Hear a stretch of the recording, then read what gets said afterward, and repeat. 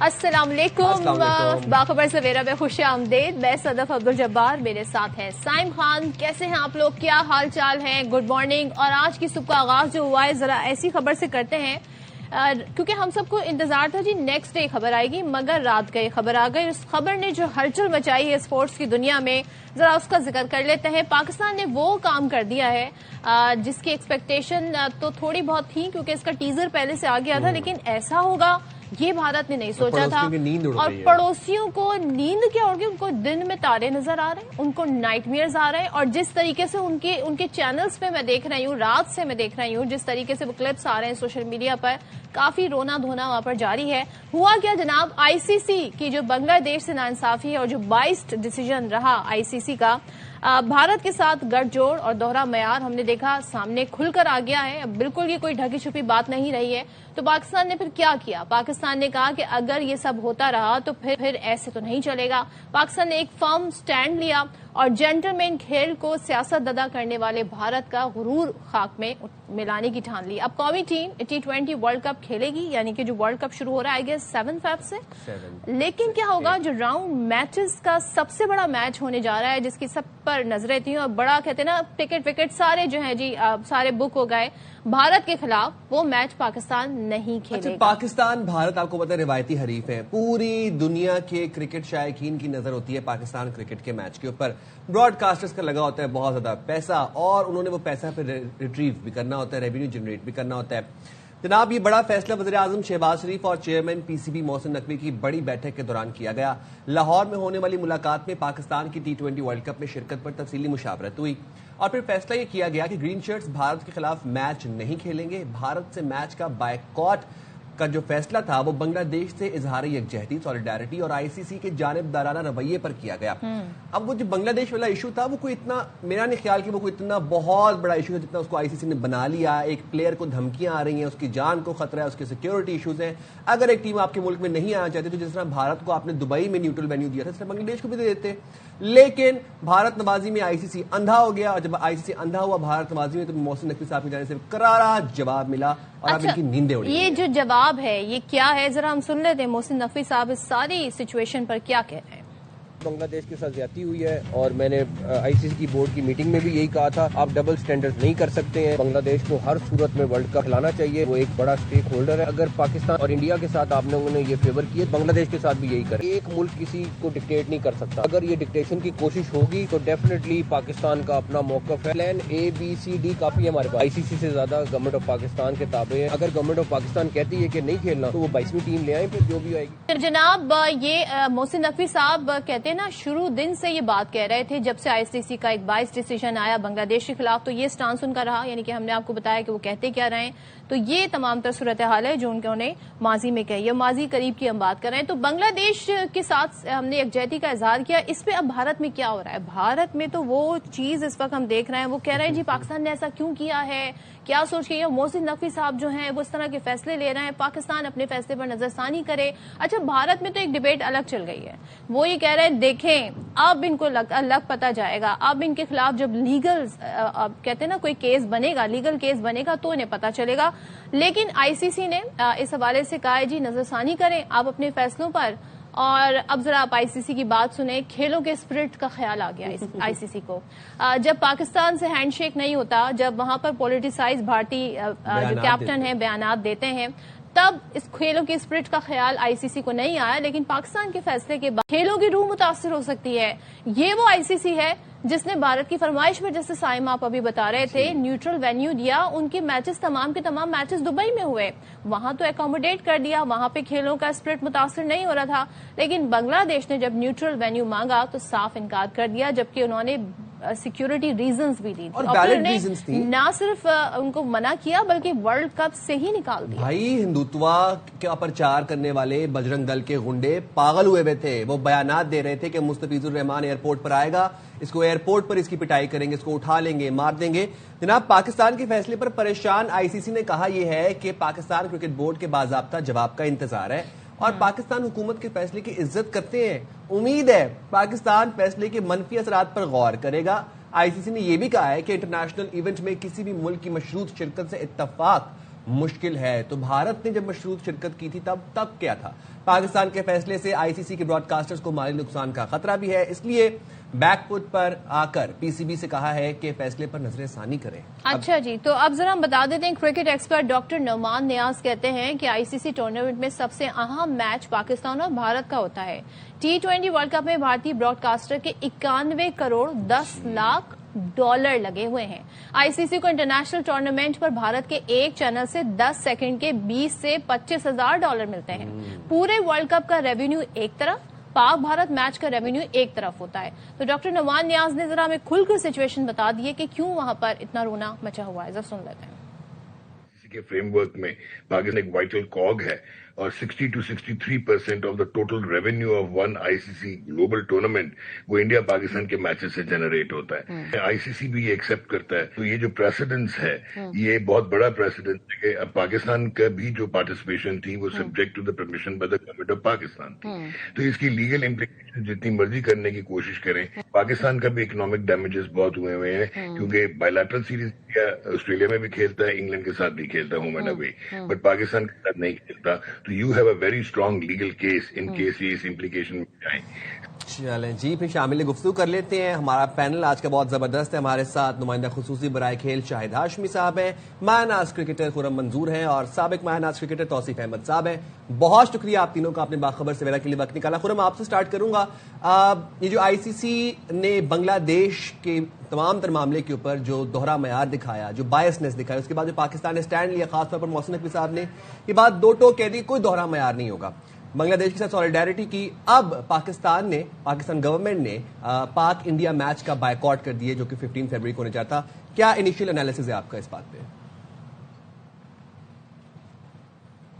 आपने एक लफ्ज इस्तेमाल किया आईसीसी का, ये आईसीसी का लगता है आपके जो जयशाह साहब कर रहे हैं, ये तो इंडियन क्रिकेट बोर्ड का लग रहा है पैनल, क्योंकि आईसीसी पूरी दुनिया की क्रिकेट को इक्वली ट्रीट करना चाहिए ना, मगर वहां तो ऐसा हो नहीं रहा।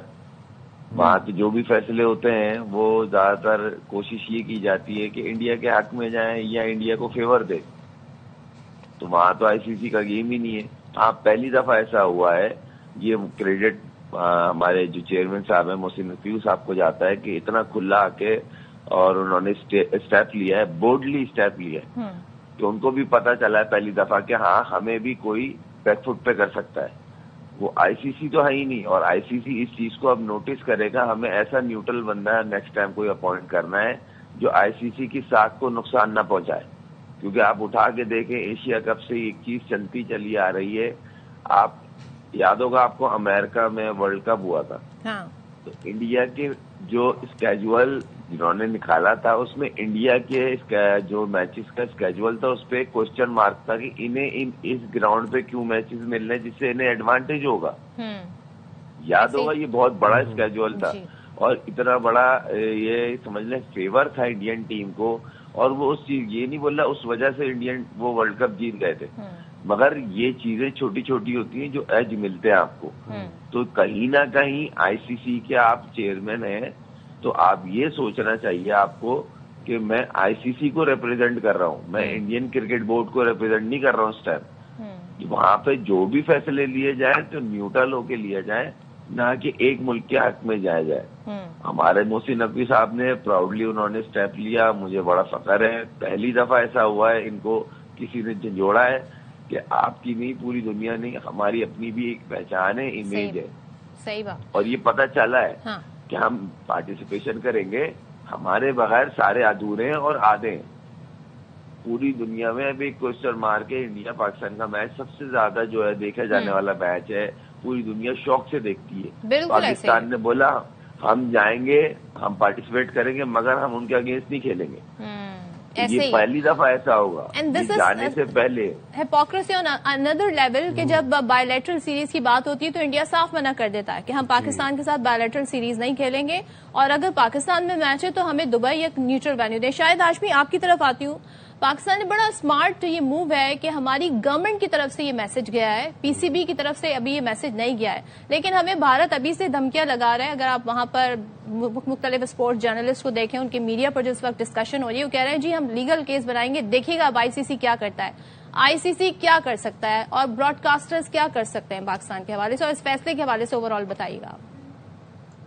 دیکھیے, پاکستان نے ایک بڑا اچھا فیصلہ لیا ہے, اس کو سب کو بیک کرنا چاہیے, دوسری دنیا کو بھی بیک کرنا چاہیے کہ اب وقت آ گیا کہ BCCI اور انڈیا کو ICC کو الگ الگ ہونا چاہیے. 2012 میں ICC نے ہی اپنی گورننس کی ایک وہ کروائی تھی, ریویو کروائی تھی. وولف کمیشن, لارڈ وولف جو QC ہیں, انہوں نے برطانیہ میں ایک کمیشن نے ریویو کیا ICC کا, اور انہوں نے کہا کہ ICC کی سربراہی بڑے ممالک میں نہیں ہونی چاہیے, اور اس کی ایسے ممالک کی سربراہی ہونی چاہیے جو زیادہ کرکٹ نہیں کھیلتے. For example Belgium, France, Croatia, Timbuktu, Mali, اس ٹائپ کے ملک ہوں جن کا اثر رسوخ نہ ہو, اور وہ فیئر اور بالکل نیوٹرل تبصرے کریں, نیوٹرل فیصلے لیں. اب بھارت نے 3 جنوری کو ایک فیصلہ لیا کہ جی مستفیض الرحمان IPL میں نہیں ہوں گے. سارا بگاڑ تو وہیں سے شروع ہوا, جو وقت پڑا ہے سارا ICC کو BCCI کو وہیں سے پڑا ہے. اس کے بعد جب بنگلہ دیش نے 4 جنوری کو خط لکھا کہ جی ہم نہیں آئیں گے ورلڈ کپ میں, ہمارے میچز ہٹائیں, تو ظاہر ہے بھارت کے اوپر بھارت نے ایگو کا مسئلہ بنا لیا کہ ایک ٹیم اور اگر ہمارے ملک میں نہیں آ کے کھیلے گی تو ہم تو آئسولیٹ ہو جائیں گے. ہمیں تو آئندہ آگے بھی 2029 میں چیمپئنز ٹرافی کرانی ہے, 2031 میں ورلڈ کپ بنگلہ دیش کے ساتھ کرانا ہے, تو ہماری تو ساکھ خراب ہوگی. انہوں نے ایک فٹ رکھا کہ نہیں جی بنگلہ دیش کو نہیں دیں گے. اور ICC کا آپ ہمیشہ بالکل محسن نقوی نے درست کہا کہ دوہرا معیار ہے کہ آپ پہلی دفعہ میں یہ کہہ رہے ہیں بنگلہ دیش کو کہ اگر ہم نے آپ کے میچز ری لوکیٹ کر دیے تو یہ غلط مثال قائم ہو جائے گی. تو بھائی آپ نے تو بھارت کے 2025 میں چیمپئنز ٹرافی کے میچز ری لوکیٹ کیے پاکستان سے. پھر کل کے پریس ریلیز میں جو بڑا بیک فٹ پہ آیا ہے ICC, اور انڈیا والے کہہ رہے ہیں کہ جی ICC نے وارننگ دے دی. کوئی وارننگ نہیں دی, وہ تو کہہ رہے ہیں کہ آپ کے گورنمنٹ کا فیصلہ, ہم اس کی عزت کرتے ہیں, ہم اس کی ریسپیکٹ کرتے ہیں, آپ پلیز اس کے اوپر نظر ثانی کر لیں.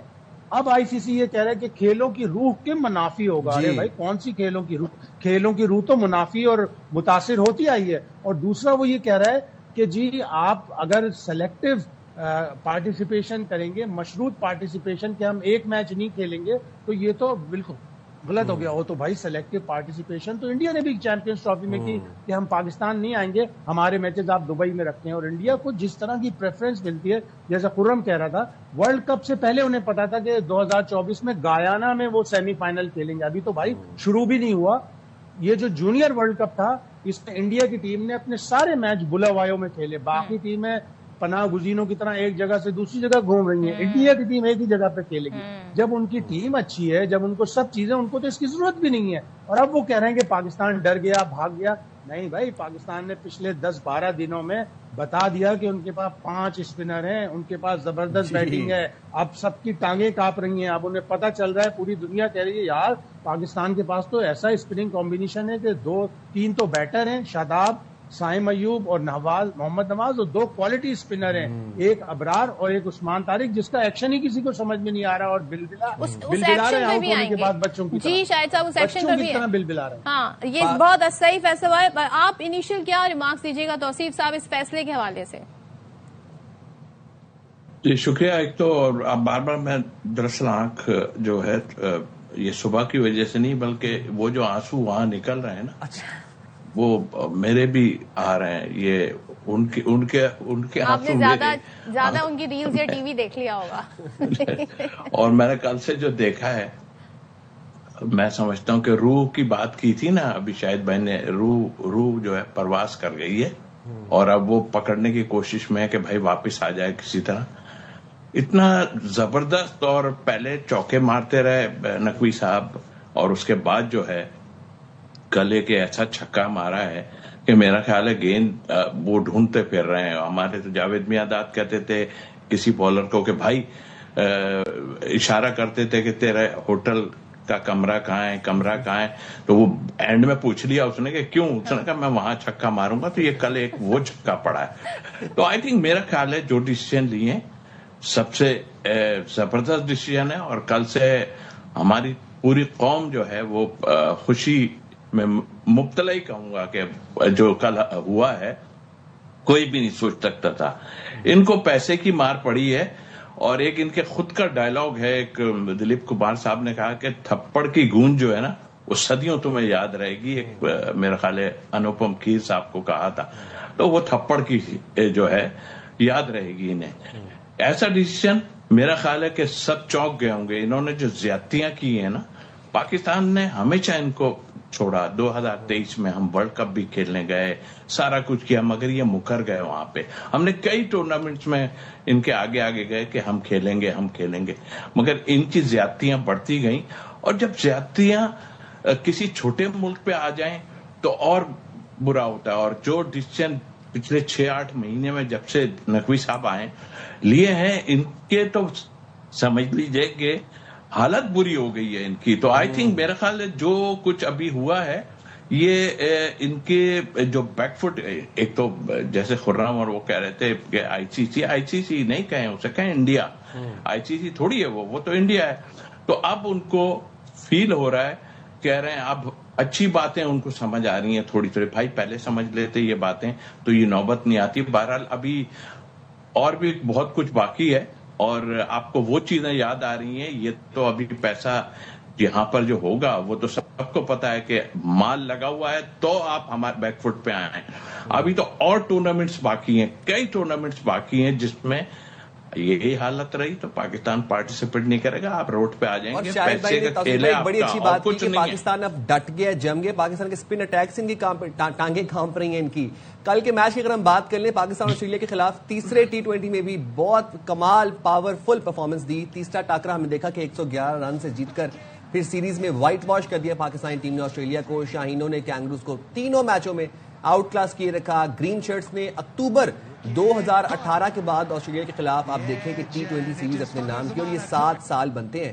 7 سال پہلے بھی کینگروز کو وائٹ واش کیا تھا, اور اب ہم دیکھ رہے ہیں قذافی اسٹیڈیم میں گرین شرٹس نے پہلے بیٹنگ کی اور 6 وکٹوں پر 207 رنز بنائے. سائم ایوب نے بڑی شاندار اننگ کھیلی, 37 گیندوں پر 56. بابر اعظم نے 36 گیندوں پر 50. شاداب خان نے 19 گیندوں پر 46 رنز کی برق رفتار اننگ کھیلی. تو اپنے ناظرین کو کل کے میچ کی ہائی لائٹس دکھاتے ہیں, بیٹنگ دیکھیں خاص طور پر. تو پھر 208 رنز کے تعاقب میں کینگروز کی بیٹنگ لائن آغاز سے ہم نے دیکھا کہ لڑکھڑا رہی تھی. محمد نواز کی گھومتی گیندوں کے سامنے آسٹریلیا کے بیٹرز بے بس دکھائی دیے, اور ہم نے دیکھا کہ مہمان جو تھے وہ آسٹریلین ٹیم جو تھی سینچری بھی سکور نہ کر سکی. پوری ٹیم صرف 96 رنز تک محدود رہی. محمد نواز نے اپنی کیریئر بیسٹ بولنگ کی, 18 رنز دے کر 5 وکٹیں حاصل کی. خرم, آپ سے میں جاننا چاہوں گی, کل جو ہمارا میچ رہا, بلکہ ہم نے ظاہر سیریز ہی وائٹ واش کر دی ہے, اور ظاہر اس سے پہلے تھوڑا سا ہم ذرا کنفیوز تھے کہ جو نمبرنگ جن نمبرز پہ ہمارے بیٹرز آ رہے ہیں, خاص طور پہ فخر کے حوالے سے بھی بات ہو رہی تھی. کل ہم نے دیکھا کہ ظاہر فخر کی وہ پرفارمنس نہیں رہی, لیکن سائم نے اچھا کھیلا, پھر بابر بھی 50 کر گئے, گو کے 4th پر آئے. تو اوور آل آپ کا کیا انالیسز ہے کل کے میچ پہ اور سیریز میں جس طرح پاکستان جیتا ہے؟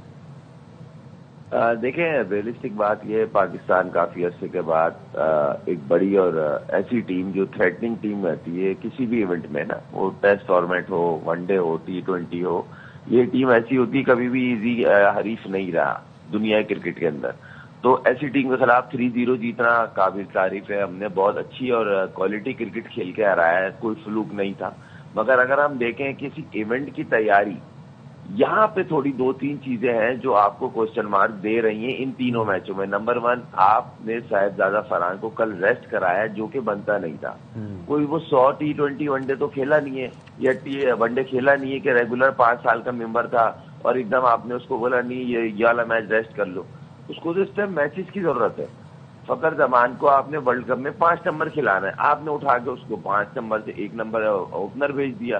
تو یہ 2 چیزیں. پھر آپ نے عثمان طارق کو کل غلط ریسٹ کرایا, اس کو ایک تو میچ دینا تھا.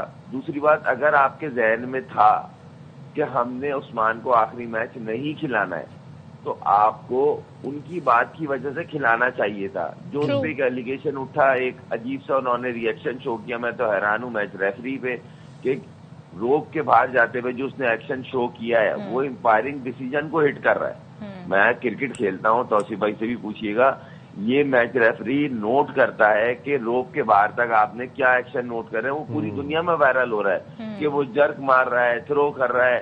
بھائی امپائر اندر کھڑے, انہیں لگے گا وہ دے دیں گے. آپ کون ہوتے ہو اس طرح جسٹر شو کرنے والے؟ انہوں نے عثمان طارق کو کل بٹھا کے غلطی کی جو مجھے ایسا لگتا ہے. انہوں نے فخر کو کل کے میچ میں جو اوپنر بھیجا وہ غلط بھیجا, کیونکہ وہ ورلڈ کپ میں اوپنر نہیں کھیلے گا. پہلی سیدھی سی بات, آپ کی پہلی چوائس صاحبزادہ فرحان ہے سائم ایوب کے ساتھ. صحیح, آپ تجربے کر رہے ہیں 10 چیزیں, مگر اس طرح بنتا نہیں ہے کمبینیشن نا.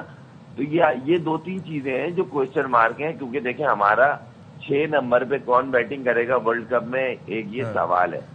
آئی ہوپ جس طرح کی شاداب کی بالکل، اور ہم یہی سوچ رہے تھے کہ ورلڈ کپ سے پہلے یہ والی سیریز آئے گی پاکستان اور آسٹریلیا کی. شاداب ورلڈ کپ میں جی، مگر یہ والی بات ہے نا کہ اگر آپ روز روز ہر میچ میں بیٹنگ آرڈر چینج کریں گے تو آپ کا کوئی بھی پلیئر کانفیڈنس سے بیٹنگ کرنے نہیں جائے گا. نہیں جائے گا، بالکل ایسی ہے. شاہد بھائی آپ سے بھی یہ جاننا چاہوں گا، صاحبزادہ فرحان اور عثمان کو ریسٹ کرانا، پھر فخر کی پوزیشن، اس کے اوپر آپ کیا تبصرہ کریں گے؟ اینڈ سیکنڈلی ہم یہی بات کر رہے تھے کہ ورلڈ کپ سے پہلے پاکستان آسٹریلیا کی سیریز آئے گی، اس میں ہماری پریپریشن، ہماری اسٹریٹجی، ہمارا جو تمام تر جو پلے ہوگا وہ ہم فائنلائز کر لیں گے اور پھر اسی مائنڈ سیٹ کے ساتھ ورلڈ کپ میں اتریں گے.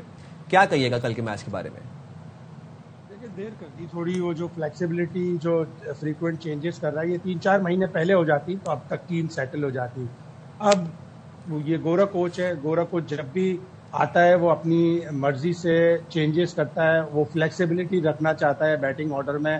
وہ کسی میچ میں اگر پاکستان کو ورلڈ کپ جیتنا ہے تو پاکستان کو 5 اسپنر کھلانے ہوں گے، شاداب، نواز، ابرار، عثمان طارق اور سائم ایوب. سائم ایوب تو ظاہر ہے بیٹسمین بھی ہے اور اس کی ایک طرح سے ریویلیشن ہے کہ وہ اتنی اچھی اسپن بالنگ کرا رہا ہے. 2-1 وکٹ یا 4 اوور وہ اچھے گزار دے گا.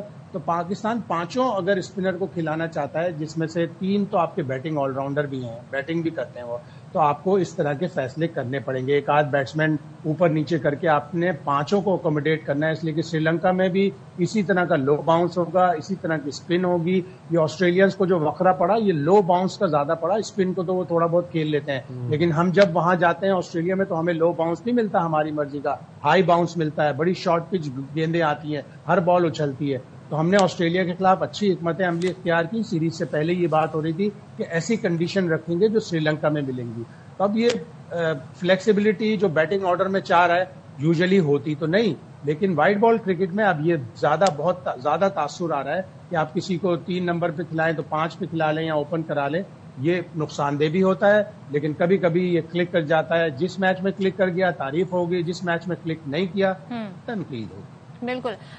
توصیف صاحب آپ کیا کہیے گا؟ اوور آل بیٹنگ پہ کافی بات آ گئی، ذرا بولنگ کی طرف بھی آ جاتے ہیں. عثمان طارق کے ایکشن پہ بڑا جس کا حوالہ ابھی خرم بھی دے رہے تھے، پھر ان کو میچ نہ کھلانا. دوسرے محمد نواز نے بڑی آؤٹ اسٹینڈنگ پرفارمنس دی، 5 وکٹیں لی انہوں نے. تو اوور آل آپ بولنگ کے اوپر کیا تبصرہ کیجیے گا؟ دیکھیے بات تو ایسی ہے جو میرا خیال ہے اس وقت کرنا نہیں چاہیے، لیکن کرنا ضروری ہے، اس لیے کہ کنٹری کی بات ہے. ہمارے لوگوں کو جو پیچھے جن کو گھر بھیج دیا گیا ان کو اسپنر نظر نہیں آ رہے تھے. یہ کیا ہے؟ یہ کیا چیز ہے؟ یہ اسپنر ہے نا. تو ان کو سوچنا چاہیے کہ بھائی اس طرح اسٹیٹمنٹ نہ دیا کرو خدا کے واسطے، یہ ملک کی ٹیم ہے. دوسری بات، اچھا خرم نے ایک بات کی، میرا خیال ہے یہ شاہد بھائی نے جیسے کہا اسٹریٹجی تھوڑی سی لیٹ ہو گئی، بالکل ٹھیک ہے. اچھا یہ جو چینجز کل کی ہے نا، دراصل فخر کا پتہ نہیں چل رہا کہ وہ کیا ہوگا. تو اب وہ اس وقت فرحان کی بھی پرفارمنس جو ہے تھوڑی سی ڈکلائن پہ نیچے، مطلب ان سے تھوڑا سا ڈپ ہے، جائیں گے وہی اوپنر، لیکن تھوڑی سی تیاری کر رہے ہیں کہ دیکھیں فخر کو. ہم دیکھیں فخر نے خود کہا کہ ہم 5 پہ بھی کھیل سکتے ہیں، 6 پہ. ایک اگر بیٹسمین ہے وہ نہیں جا سکتا نیچے، نہیں کھیل سکتا، تو ایسے آرام سے چینج نہیں کر سکتا کوئی. تو آئی تھنک میں کہا وہ چاہ رہے ہیں کہ ابھی فرحان کو بھی تھوڑا پرابلم تھا، ان کو کانفیڈنس ہم دے دیں جو ہے فخر کو کہ چلو بھائی آپ دیکھو، اگر خدا نخواستہ اگر کوئی پرابلم آتی ہے تو ہم اوپر لے کے آ سکتے. تو یہ بھی ایک اسٹریٹجی کا حصہ ہے، لیکن تھوڑا لیٹ ہو گئے. باقی جو آپ نے بات بتائی، میرا خیال ہے یہ ڈسٹرب کرنے والے ہمارے اپنے لوگ ہیں. عثمان طارق کی بات سے کہہ رہا ہوں، آپ نے دیکھا پی ایس ایل میں اس کے ساتھ کیا کیا تھا. میں تو کہہ رہا تھا، میری ملاقات بھی ہوئی تھی، میں اس کے ساتھ کافی ٹچ میں تھا.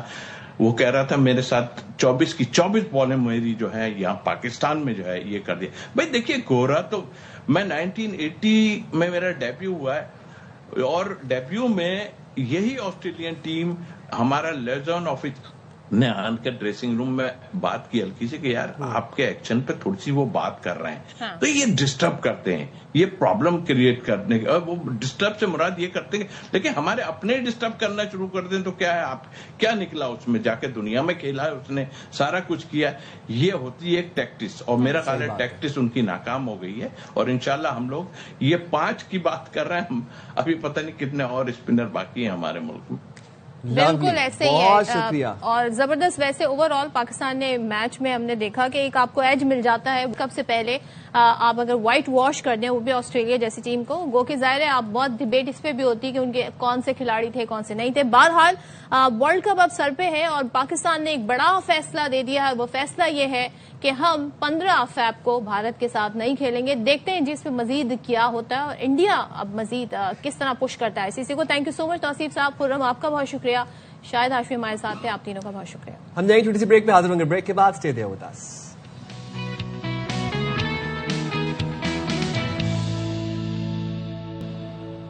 ویلکم بیک جناب. اور ذرا ڈسکس کر لیتے ہیں بلوچستان کے حوالے سے. ایک بلوچستان میں کیا معاملات چل رہے ہیں. اور دیکھیے ریاست ماں ہوتی ہے اور مسلسل جب ریاست کو للکارا جائے, جب ریاست کو چیلنج کیا جائے, تو جب ریاست کا جواب آتا ہے تو پھر یہی ہوتا ہے کہ پہاڑوں سے نکل کر فتنہ ہندوستان شہروں میں آتے ہیں. ان کو پھر شہروں میں آ کے کیڑے مکوڑوں کی طرح مارا جاتا ہے, ان کو نیست و نابود کیا جاتا ہے. اور ریاست میں نے کہا جیسے ماں ہوتی ہے, جو چند روپوں چند ڈالرز کے عوض جو ماں کا سودا کرتے ہیں ان کو کہتے ہیں فتنہ ہندوستان اور فتنہ الخوارج. جناب بلوچستان میں 1 ماہ کے لیے دفعہ 144 نافذ کر دی گئی ہے.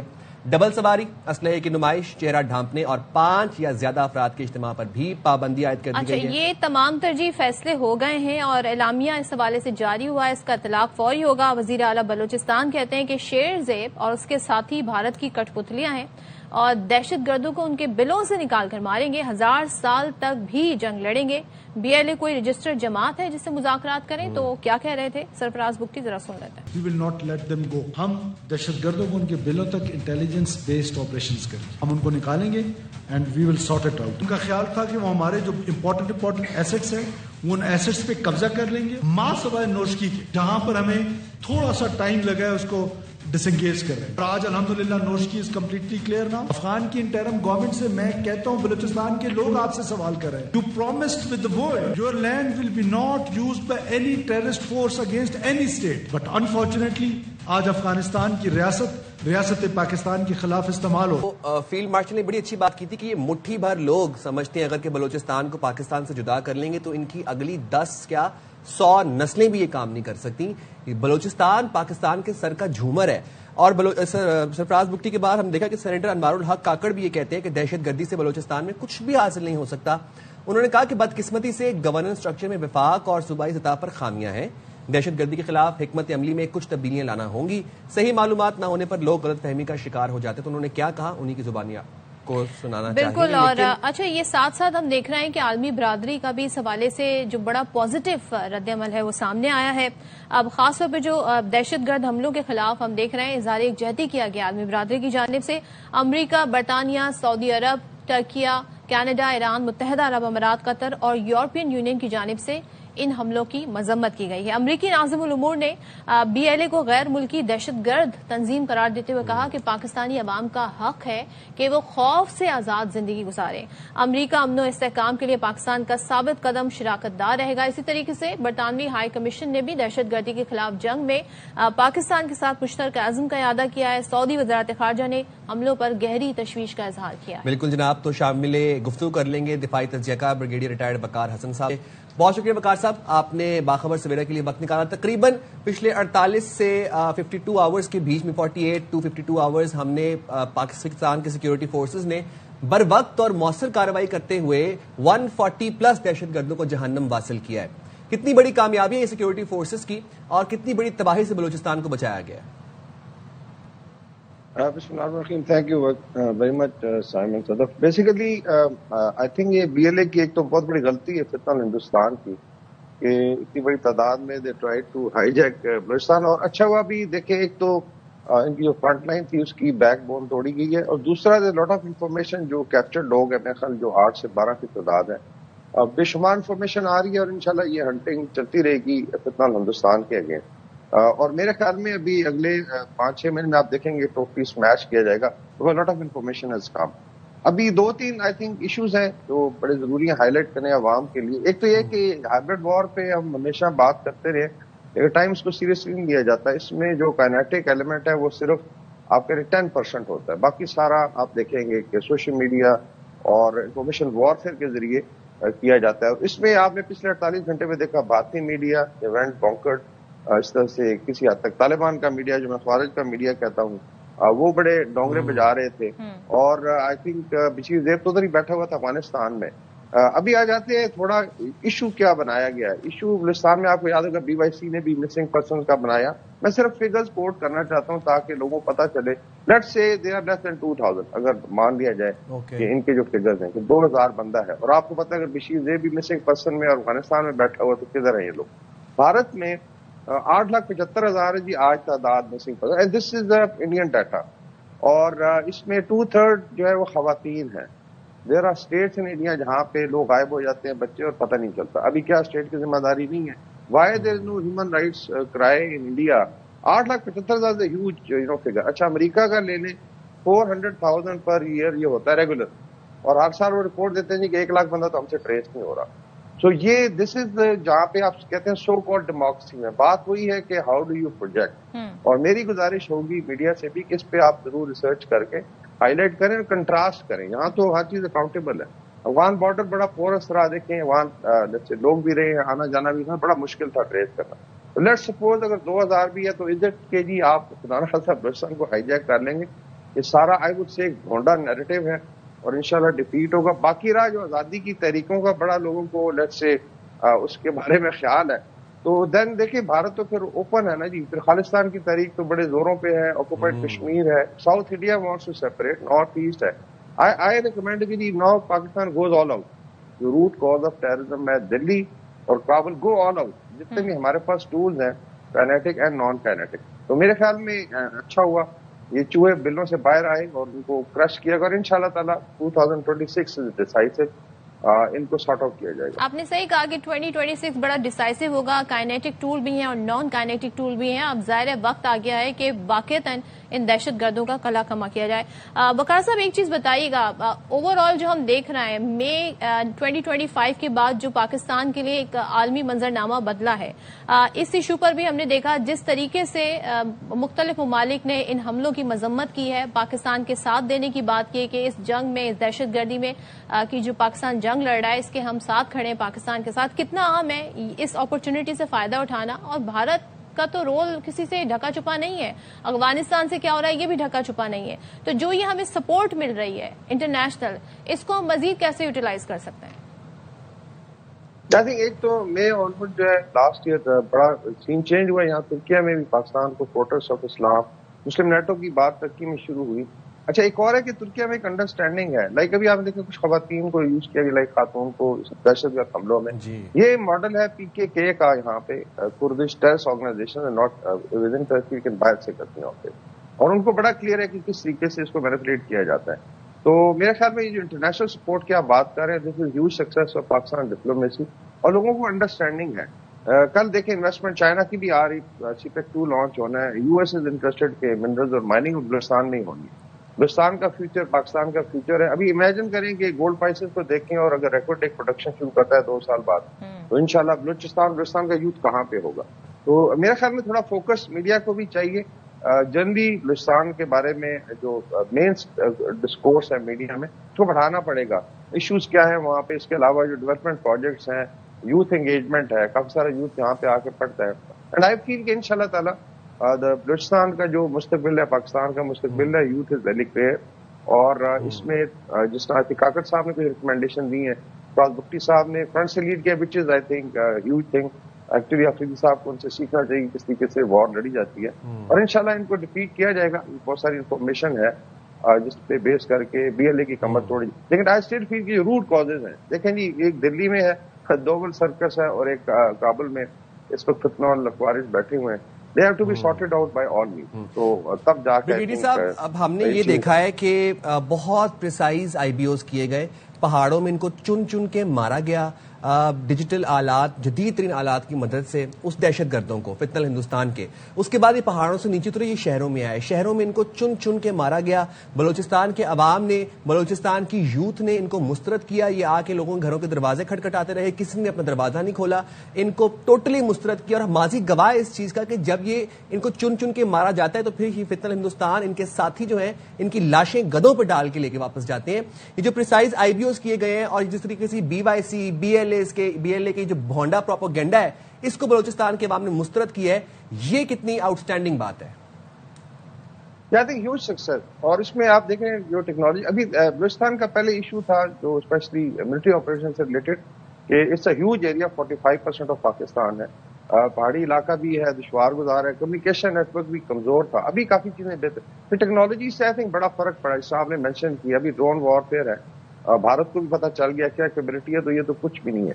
تو انشاءاللہ تعالیٰ یہ جو ہے چیزیں آگے بڑھیں گی. کیپیسٹی بلڈنگ پولیس کی بھی ہو رہی ہے, police is forth from the front. جو پھر category A B C areas کا ایشو تھا, تو ابھی category A area Pakistan I think by and large جو نئے رولز آئے ہیں تو اس میں police can now operate outside municipal limit. یہ کافی ساری لمٹ ہے. ایک صرف میرا میسج ہے جو M N A M Ps ہیں, and let's do it with a pinch of salt, جو بلوچستان کے ہیں اس میں جو ڈفرنٹ پارٹیز آپ کو کولیشن گورنمنٹ ہے, پیپلز پارٹی کی بھی ہے, مسلم لیگ کی ہے, کہ دے آلسو کنٹرول اپنے اپنے ایریاز میں ایک انفلوئنس ہے. They should now come forward. Sattar بھی ہیں ہمارے آئی وڈ سے معزز لیڈرز ہیں, اور اپنے اپنے علاقے میں they have to go and engage youth. اور اس میں ڈیلنگ نہیں ہونی چاہیے. کچھ میں نے دیکھا ہے لوگ خواہ کنفیوژن پیدا کر رہے ہیں, جیسا مینگل صاحب روزانہ جن کو انہوں نے آئی تھنک ٹویٹر سردار کہا یا اپنا سوشل میڈیا سردار بولا مفتی صاحب نے. تو اس کو چھوڑیں, پاکستان کا سوچیں, اور پاکستان کا فیوچر برائٹ ہے. بیسیکلی پولیٹیکل ملٹری لیڈرشپ یکجا ہے, عوام یکجا ہے. اگر 2-2.5 ہزار بندے سمجھتے ہیں جن میں سے 150 سارٹ آؤٹ کر دیا گیا کہ ہندوستان کو ہائی جیک کریں گے, تو آئی تھنک مقصد آدم منیر نے ان کو ریمائنڈ کرا دیا تھا کہ ایسا نہیں, اور انشاءاللہ ہوگا بھی نہیں. یس یہ ضرور ہے کہ سوشل میڈیا پہ آپ دیکھیں جتنی حمزہ سرائی بھارت سے ہوئی, دیٹس وائی آئی فیل کہ they are the root cause. یہ تو سپورٹ کرتے ہیں, ٹیررسٹ کو انہوں نے میڈیا پہ بٹھایا ہوتا ہے, اور اگر خدا نخواستہ پاکستان کی طرف سے کوئی چیز ہوتی ہے تو بڑا یہ پھر چیخے مارتے ہیں. بٹ آئی فیل کہ اسی کوئن میں جواب دینے کا ٹائم ہے دونوں کو. اور ابھی میرے خیال میں کوئی یہ جو ہے ڈپلومیسی اینڈ آل دیٹ, یہ دشمن ممالک ہیں, بیسیکلی بھارت دشمن ملک ہے, اور پھر افغانستان کے رجیم جو ہے ناٹ افغان, یہ ایک اینیمیٹی پہ اتر آئے ہیں. They have to be sorted out. اور وقار صاحب یہ نہیں بھولنا چاہیے, ظاہر ہے یہ بات تو آپ اور ہم جانتے ہی ہیں, لیکن یہ بات ہمیں دنیا کو باور کرانی ہوگی کہ آخر یہ جو بڑا پڑوسی ملک ہے, حملہ یہاں پر ہوا ہے, ہم ان سے ڈیل ہم کر رہے ہیں, وال ٹو وال کمنٹری ان کے چینلز پر ہو رہی ہے, ٹرانسمیشنز بڑی بڑی سج گئی ہیں, بڑے بڑے تجزیہ کار ان کے بیٹھ کر اس پوری سچویشنز کو ایسے مانیٹر کر رہے ہیں جیسے ان کے ملک میں کوئی یہ واقعہ ہو رہا ہے. سو ان کا انٹرسٹ بڑا واضح ہے گورنمنٹ لیول سے لے کے میڈیا کے لیول تک, لیکن پھر بھی ہمیں یہ بتانا ہوگا, دنیا کو باور کرانا ہوگا کہ انڈیا کا رول کس حد تک اس ساری سچویشن میں ہے. جی بالکل, اس میں آئی تھنک میڈیا کا ARY وائی نے بڑا فرنٹ پہ جا کے اس چیز کو ہائی لائٹ کیا ہمیشہ. But I think it should be a consistent thing. کسی حد تک ہے کہ میڈیا میں لوگ تھک جاتے ہیں for an issue, I don't know, تو یہ کریٹیکل ایشوز ہیں. اور بھارتی میڈیا کا میرا اپنا ایکسپیرینس ہے, دیر 8 سے 9 چینل تو ڈیڈیکیٹڈ ہے کہ پاکستان پہ بات کرنی ہے, نیگیٹو کرنی ہے, اور ایسی عجیب و غریب یہ حرکتیں کریں گے. مطلب دے ول انوالو دیئر ملٹری کے جنرل بیٹھے ہوتے ہیں ریٹائرڈ سرونگ, اور عجیب و غریب قسم کا یہ پروپیگنڈا چلتا ہے. لیکن probably that is their playbook. یہ this should be writing on the wall کہ انہوں نے کرنا ہی کرنا ہے, تو اس وہاں سے تو ٹھنڈی ہوا کی امید نہیں ہے. دیٹس وائی اگر 10 ٹائم بڑا ہے میڈیا تو ایٹ لیسٹ 1/10 ایفرٹ ہونی چاہیے. Life lot can be done, یہاں پہ ڈیلی بات چیت ہو. اور بھارت کی فالٹ لائنز بہت ہیں, we are doing a book on that. مطلب آپ کوئی بھی 10 کلومیٹر بعد اٹھا لیں بھارت کے area, you will find insurgent. تو بڑا اسکوپ ہے. دیٹس وائی آئی فیل کہ اسی کوئن میں جواب دینے کا ٹائم ہے. انشاءاللہ بلوچستان ول پروگریس, اور بلوچستان کے عوام بھی پروگریس کریں گے. لیکن دو آئی تھنک برائی کی جڑیں ہیں اس وقت دلی اور کابل میں, they have to be sorted out in the same language, in the same coin. ٹھیک ہے, بہت شکریہ بریگیڈیئر صاحب, آپ نے باخبر سویرا کے لیے وقت نکالا. اور بلوچستان پاکستان سے ہے, پاکستان بلوچستان سے ہے, اور یہ چیز بہت کلیئر ہے. فیلڈ مارشل نے یہ چیز بہت کلیئرلی ہم سب کو بتائی ہے کہ یہ فتنہ الخوارج ہیں, یہ دین کے دائرے سے خارج ہیں. ان کی نہ کوئی ذات, نسل, پات, کسی کمیونٹی کا یہ حصہ نہیں ہے. یہ جہاں ملے ان کو مارنا ہے, ان سے مذاکرات نہیں ہوں. اور دیکھیں بھارت جو ہے نا, وہ اپنا کس طرح اپنی ہزیمت جو بھارت کو اٹھانی پڑی, بھارت نے جتنی دنیا میں جگہ ہسائی ہوئی, کہیں نہ کہیں سے تو بھارت نے اپنے بدلے لینے ہیں. تو اس لیے ہم ان کا انٹرسٹ بھی بڑا دیکھتے ہیں, ان کے میڈیا کا بھی انٹرسٹ دیکھتے ہیں. اور پاکستان کے اندر جو کچھ دہشت گردی ہو رہی ہے اس میں جو بھارت کا رول ہے, اور پھر جس طرح افغانستان یوز ہو رہا ہے, یہ اب کوئی راز نہیں رہا ہے, کوئی سیکرٹ نہیں رہا ہے. چلیں جی ذرا ہم آگے بڑھتے ہیں. اور بھارت کے اندر کہتے ہیں نا, ان کا جو ایک جنگی جنون ہے وہ ختم ہونے کا نام ہی نہیں لے رہا ہے. اور پاکستان کے ساتھ جو آپریشن سندور میں شکست کے بعد اب بھارت نے اپنا دفاعی بجٹ جو ہے وہ بڑھا دیا ہے. سو مالی 2026 کے لیے دفاعی بجٹ 7,850 ارب بھارتی روپے یہ مقرر کیا گیا. اب اس سے اندازہ لگا لیں جو پچھلے سال کے 6,810 ارب روپے سے تقریباً 15% زیادہ ہے. یار جب آپ ان کو 7-1 والی شکست دیں گے تو پھر یہی تو کریں گے وہ, ان کے پاس اور آپشن کیا ہے؟ But what matters is the man behind the gun. Skill matter کرتے ہیں. آپ کے پائلٹس کے پاس اگر اسکل ہوتا تو وہ شاید جہاز بھی اڑا لیتے. بھارتی وزیر خزانہ نرملا سیتارمن یہ کہتی ہیں کہ جدید ہتھیاروں کی خریداری اور دفاعی صنعت کی مضبوطی پر زور دیا جا رہا ہے, جبکہ فوج کی جدت کاری کے لیے 2,190 ارب روپے اور فوجی اخراجات, ایندھن, گولہ بارود اور پینشن کے لیے بھی بجٹ میں خاطر خواہ اضافہ کیا گیا ہے. دفاعی ماہرین کے مطابق یہ اضافہ غیر متوقع نہیں تھا کیونکہ پچھلے سال پاکستان کے ساتھ ہم نے تقریباً 20% اضافے کی درخواست کی تھی.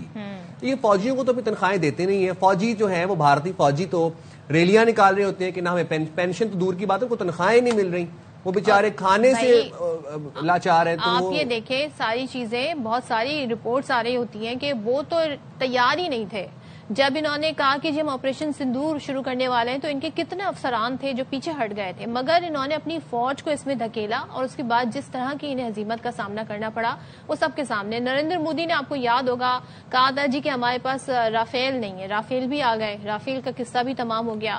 اب مزید یہ جنگی جنون آگے چڑھا رہے ہیں تو ہمیں اس پہ بڑی نظر رکھنی ہوگی کہ بھارت جو ہے اب کس قسم کی مس ایڈونچر کا ارادہ رکھتا ہے. جنگ کو ہوا دینا تو بھارتی گودی میڈیا کا کام ہے, فاشزم پھیلانا مودی سرکار کا کام ہے, اور میڈیا جو ہے وہ پروپیگنڈا ٹول ہے. لیکن رافیلز ہونے کے باوجود بھی پاکستان کے J-10C J-17 تھنڈر سے انہوں نے مار کھائی, ہزیمت اٹھائی پوری دنیا کے سامنے. بھارت وہ جو کہ خطے کا دہشت گرد بننا چاہتا آج آئسولیٹڈ ہے. آج ہم یہ دیکھ رہے ہیں کہ سنتاس معاہدے کے اوپر بات چیت ہو رہی ہے, دنیا پاکستان کا ساتھ دے رہی ہے, اور مجھے I really hope and I really پرے کہ کشمیر والا معاملہ بھی جو ہے وہ بھی ٹرمپ کے پیس بورڈ میں شامل ہونا چاہیے تاکہ بھارت کو ایک ہی دفعہ بھارت کے دان کھٹے. اور یہ جو اپنا بدلہ ہے نا, پھر یہ اس طرح کے وہ چھوٹے بچے روتے نہیں ہیں کہ میں نے کرکٹ کھیل رہے ہوتے ہیں نا تو ناراض ہو کے کہتے ہیں میں بیٹ گھر لے کے جا رہا ہوں.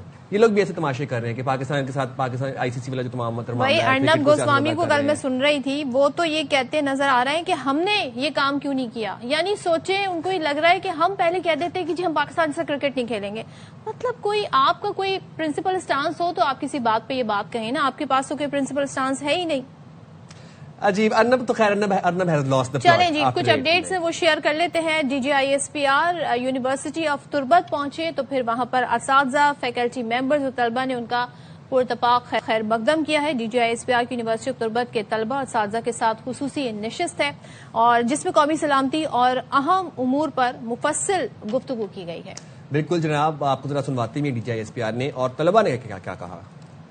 انہوں نے ہمیں باریکی سے جو ہے کنکلوسیولی یہ سمجھایا کہ ایشوز ہر جگہ موجود ہے لیکن ہمیں ان ایشوز کو ٹیکل کرنا ہے, ہمیں ان کو سولوشن کے آگے لے جانا ہے کیونکہ جو پاکستان کا جنریشن ہے وہ یوتھ سے بڑھتا ہے. ISPR کا سب سے پہلے ہم شکریہ ادا کرتے ہیں, وہ آئے اور ہماری حوصلہ افزائی کی تو اس سے جو ہے ہمیں کافی چیزیں سیکھنے کو ملی. ایسے پروگرام سے معاشرے میں بہت ساری تبدیلی آئیں گے کیونکہ ایسے پروگرام کرنے سے ایک تو یہ بات ہے کہ جتنے جو ڈپارٹمنٹ کے اسٹوڈنٹ ہیں سب لوگ ایک ساتھ ہو جاتے ہیں. چلیں جی, تو یہ آپ نے دیکھا تاثرات اسٹوڈنٹس کی وہاں پر, اساتذہ کے فیکلٹی ممبرانز کی. ذرا ہم دبئی کی بات کرتے ہیں. دبئی ظاہر ایک بڑا جدید, آپ وہاں پر ساری سچویشن دیکھتے ہیں, لیٹسٹ وہاں پر ٹیکنالوجی بھی ہے اور جس طریقے سے وہاں پر پبلک کو سہولیات دی جاتی ہیں وہ بھی سب کے سامنے. اب ایک نیا منصوبہ دبئی گورنمنٹ لے کر آئی ہے جو کہ جس کا اعلان انہوں نے کیا ہے. اب اس منصوبے کے تحت شہری اپنی روزمرہ کی تقریباً 80% جو ضروری سہولتیں ہیں صرف 20 منٹ میں حاصل کریں گے, یعنی کہ اس کے ودن 20 منٹس انہیں تمام تر سہولتیں میسر ہو جائیں گی.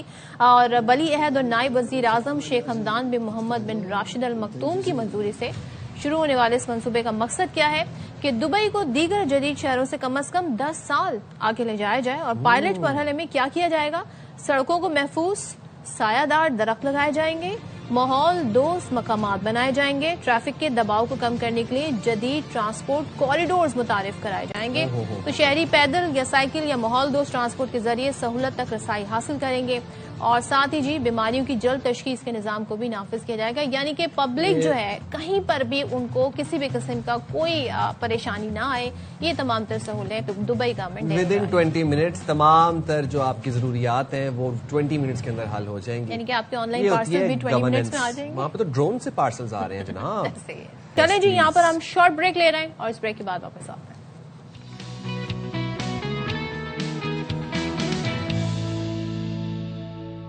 السلام علیکم. باخبر سویرا میں ایک دفعہ پھر سے خوش آمدید. Welcome to everybody. Good morning جناب. ذرا سیاسی منظرنامے پہ آتے ساتھ نظر ڈال لیتے ہیں کیونکہ وہ بہت امپورٹنٹ ہے. اب سیاسی میدان میں جو ہے وہ جناب گورنر سندھ کامران ٹیسوری صاحب کوائٹ ایکٹیو نظر آ رہے ہیں ہمیں ایک دو دنوں سے. کہتے یہ ہیں کہ کراچی تباہی کی طرف جا رہا ہے. اللہ کرے وزیر اعظم اور فیلڈ مارشل عاصم منیر اس شہر کا کوئی فیصلہ کرا دیں. انہوں نے کہا کہ گل پلازا متاثرین کی تقریب سے خطاب وہ کر رہے تھے. کہا کہ آئے روز تاریخ دی جاتی ہے کہ گورنر جا رہا ہے ایسی کی تیسی, میں ڈر ڈر کر نڈر ہو گیا ہوں. کہا کراچی سے جو ٹیکس لیا جاتا ہے اس کا 5% بھی یہاں نہیں لگتا. تو یہ تو جناب اب سن لیں کیا کہہ رہے ہیں گورنر, یعنی کہ اچھا اس حوالے سے بھی بات کریں گے. ساتھ ہی جی chairman M Q M Pakistan Khalid Maqbool Siddiqui وہ بھی کہتے ہیں کراچی جن کا شہر نہیں وہ یہاں سیاست کرنے کی کوشش کر رہے ہیں. اب پھر انہوں نے گل پلازا کا حوالہ دیا کہ مسئلہ فائر ٹینڈر کے پانی کا نہیں حکمرانوں کی آنکھوں کے پانی کا ہے. کراچی کے فائر ٹینڈرز دادو سکھر اور لاڑکانہ میں کھڑے ہیں. ذرا سن لیتے ہیں گورنر صاحب, کامران ٹیسوری صاحب اور خالد مقبول صدیقی کیا کہہ رہے ہیں. اللہ کرے وزیر اعظم پاکستان اور فیلڈ مارشل جنرل حافظ عاصم منیر صاحب اس پر بھی کوئی فیصلہ کرا دیں کیونکہ یہ شہر تباہی کی طرف جا رہا ہے. گل پلازا کا یوسی ناظم کون تھا یہ نہیں ہو سکتا. نو ٹاؤن جو کہ جماعت اسلامی کے پاس ہے اس کا ذکر نہ کرے. ٹی وی پہ دیکھ رہا ہوتا ہوں گورنر ہٹایا جا رہا ہے 14 دن میں 15 دن میں, اب تو میں نے گننا ہی چھوڑ دیا. ڈر ڈر کے نڈر ہو گیا ہوں. ایسی کی تیسی شہر بارود کے ڈھیر پہ بسا ہوا ہے. اب یہ چاہتے ہیں کہ بارود کے ڈھیر کے بجائے یہ ملبے کے ڈھیر پہ تبدیل ہو جائے. جن کا یہ شہر ہے نہیں وہ اس حادثے پر سیاست کرنا چاہتے ہیں. مسئلہ فائر ٹینڈر کے پانی کا نہیں ہے حکمرانوں کی آنکھوں کی پانی. ایم کیو ایم کے ہوتے ہوئے وہ اس شہر کو بے غیرت نہیں بنا. اس شہر میں اب ٹیکس دینے نکلے والوں کو بھی جلایا اور گورنر صاحب اور ایم کیو ایم کی منتخب قیادت مل کر پلاٹ دے. اچھا, دکھ اور تکلیف اور افسوس اس بات کا ہے کہ ہم سب گل پلازا کو بھول چکے ہیں. آلموسٹ 80% تو ہم بھول چکے ہیں. باتیں کیا ڈسکس ہو رہی ہیں کہ وہ کیوں نہیں آیا, وہ کب پہنچا, 18ویں ترمیم سائن کس کے تھے, لیز کس نے دی, یہ سب باتیں ہم کر رہے ہیں. افسوس سے کہنا پڑ رہا ہے کہ ہم گل پلازا کو بھولتے جا رہے ہیں. اسی طرح سے امیر جماعت اسلامی حافظ نعیم الرحمان بھی یہ کہتے ہیں کہ دکھ ہے وزیر اعظم اب تک کراچی والوں سے افسوس کرنے نہیں پہنچے. کراچی پر وفاقی اور صوبائی قبضہ قبول نہیں. 14 فروری کو سندھ اسمبلی پر تاریخی دھرنا دیں گے. تحریک صرف کراچی نہیں سندھ سمیت پورے ملک میں چلے گی. سن لیں. کی ماؤں بہنوں کا یہ حق نہیں تھا کہ وہ آگ میں جل رہے تھے اور آج تک شہباز شریف کراچی نہیں پہنچے.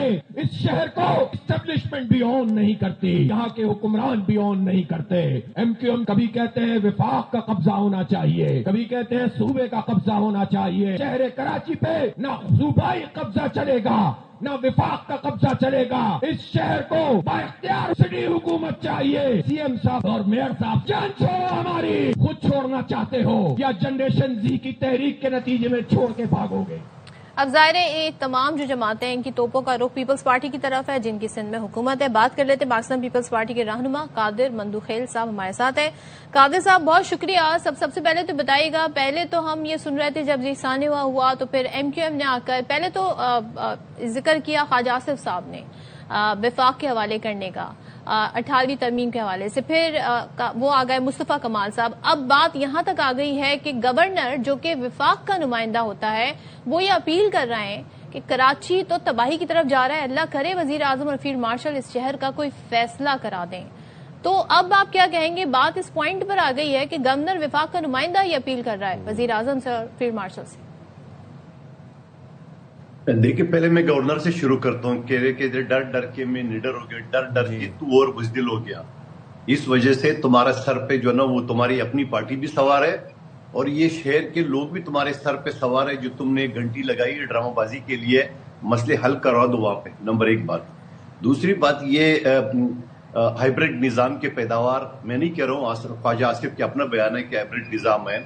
یہ جو لاہور میں واقعہ وہاں جہاں ماں بیٹی گٹر میں گر گئی ہے اور ان کی شور کو اسی پنجاب حکومت نے اٹھا کے اس کے اوپر تشدد کیے اور سادے کاغذ پہ دستخط لینے کی کوشش کی, یہ میں نہیں کہہ رہا ہوں, ان کے شور کہہ رہے ہیں. اور پھر مخبر خاص کی میں کیا بات کروں جو کراچی میں آ کے 3800 ووٹ پہ بیٹھنے والا مخبر خاص پریس کانفرنس کر کے, یہ تو پرانی خواہش ہے ان کی. اور میں یہ کہوں گا کہ اس شہر میں ان سے ہضم نہیں ہو رہے پیپلز پارٹی کی قیادت کی, پیپلز پارٹی کی حکومت. تاریخ میں پہلی مرتبہ پیپلز پارٹی کا تنقید کر رہے ہیں. جی परफॉर्मेंस हमारी बिल्कुल दुरुस्त है, बेहतरीन है. हर इलाके में तरक्याती काम चल रहा है. इस साल भी 46 अरब रुपए सिर्फ केएमसी खर्च करेगी. गुल प्लाजा के कॉन्टेक्स्ट में बात कर रही हूँ कादिर मंदोखेल साहब. जी जी, गुल प्लाजा के हवाले से पहले दिन से अगर आप नासिर हुसैन शाह साहब का बयान देख ले, जुडिशल कमीशन के हवाले से, और उसके बाद मुसलसल मीडिया पे मेरा बयान देख ले, मैंने हमेशा जुडिशल कमीशन की हिमायत की. उसकी वजह यह है बैसियत कानून के तालिब इल्म के वंस फॉर ऑल जो है ना डिसाइड होना चाहिए कि अगर गफलत किसी की भी हो उसको खड़ी सजा मिलनी चाहिए, जुर्माना नहीं, हथकड़ी लगाना चाहिए उनको, चाहे फायर ब्रिगेड वाला हो, चाहे पुलिस हो, चाहे हमारे ओहदेदार हो, चाहे कोई भी हो. तो मैं ये समझ रहा हूँ इसके हवाले से एमक्यूएम और दूसरी जमातें क्यों खामोश थी. वो ये कहते थे कि वफाक के तहत इंक्वायरी कमीशन बना रहा हूँ. अब जाके सिंध हुकूमत ने सिंध हाई कोर्ट के चीफ जस्टिस को भी लिख दिया है. तो मैं ये समझ रहा हूँ कि मुतालबा था जुडिशल कमीशन का, उन्होंने तो ये मुतालबा किया था. नहीं, किसने मुतालबा किया? इन्हीं जमातों ने किया था, एमक्यूएम ने और अपोजिशन जमात. नहीं, बिल्कुल सदफ गलत बात है. आप मुझे देख ले, पहले दिन से हर शो में मैं ये बात करता था कि जुडिशल कमीशन की हमने ऑफर की. वो कहते नहीं इंक्वायरी, अभी 2 दिन पहले की बात है, जुडिशल कमीशन के दोबारा लेटर निकलने के बावजूद एमक्यूएम के हैदर अब्बास रिजवी साहब कह रहे नहीं वफाक के तहत जो है इंक्वायरी कमीशन बना जाए, जुडिशल कमीशन के ऐलान के बावजूद. ये कभी भी हिमायत याफ्ता नहीं है. हाँ, गवर्नर ने भी बयान उसके बाद दिया था जब हमारे सूबाई वजीर ने ये कहा कि हम ऑफर करें, आइए जुडिशल कमीशन बनाते हैं. तो मैं ये समझ रहा हूँ कि जुडिशल कमिशन तो बन के रहेगा. और साहब अगर आप डे 1 से कह रहे हैं कि जुडिशल कमीशन बनानी चाहिए, ट्रांसपेरेंट इन्वेस्टिगेशन होनी चाहिए, तो बना लें जुडिशल कमीशन. अच्छा, कादिर साहब ये भी बता दें, ये चले साथ में ये भी ऐड कर देता हूँ. चीफ जस्टिस को खत लिख चुके हैं. चीफ जस्टिस ने थोड़ा सा उसमें जो कमी बेशी हो करके हो जाएगा. जब एक मतलब पीपल्स पार्टी ने हामी भर दी है और ऐलान कर दिए बगैर किसी मुतालबे का, तो इंशाल्लाह हो के रहे. 14-15 दिन हो गए ना. वैसे मैं ये बात करूंगा, अगर आप डे 1 से कह रहे हैं तो why did it took 14-15 days. Khalid मकबूल सिद्दीकी साहब ये कहते हैं कि कराची जिनका शहर नहीं है वो यहाँ सियासत करने की कोशिश कर रहे हैं, और कराची के फायर टेंडर जो है वो दादू, सखर और लाड़काना में खड़े हैं. इस बयान पर क्या कहेंगे? उनके कराची के टेंडर्स वाकई दादू में खड़े हुए हैं. अब इस झूठ का मैं क्या जवाब दूं साहब, लेकिन मुझे जो ना वो खालिद मकबूल सिद्दीकी इन बात पे मजबूर कर रहे हैं कि हम जाके इनकी और फिर महाजर कौम के बारे में बात करें. हम कभी भी नहीं करेंगे. हम कभी भी नहीं कहेंगे ये शहर किसका. ये शहर मेरे बिलावल भुट्टो का है, ये शहर कादिर खान मंदोखेल साहिब सदफ का है, ये शहर हम सब का है. यहाँ 200 साल से ज्यादा तारीख है पश्तूनों को कराची में.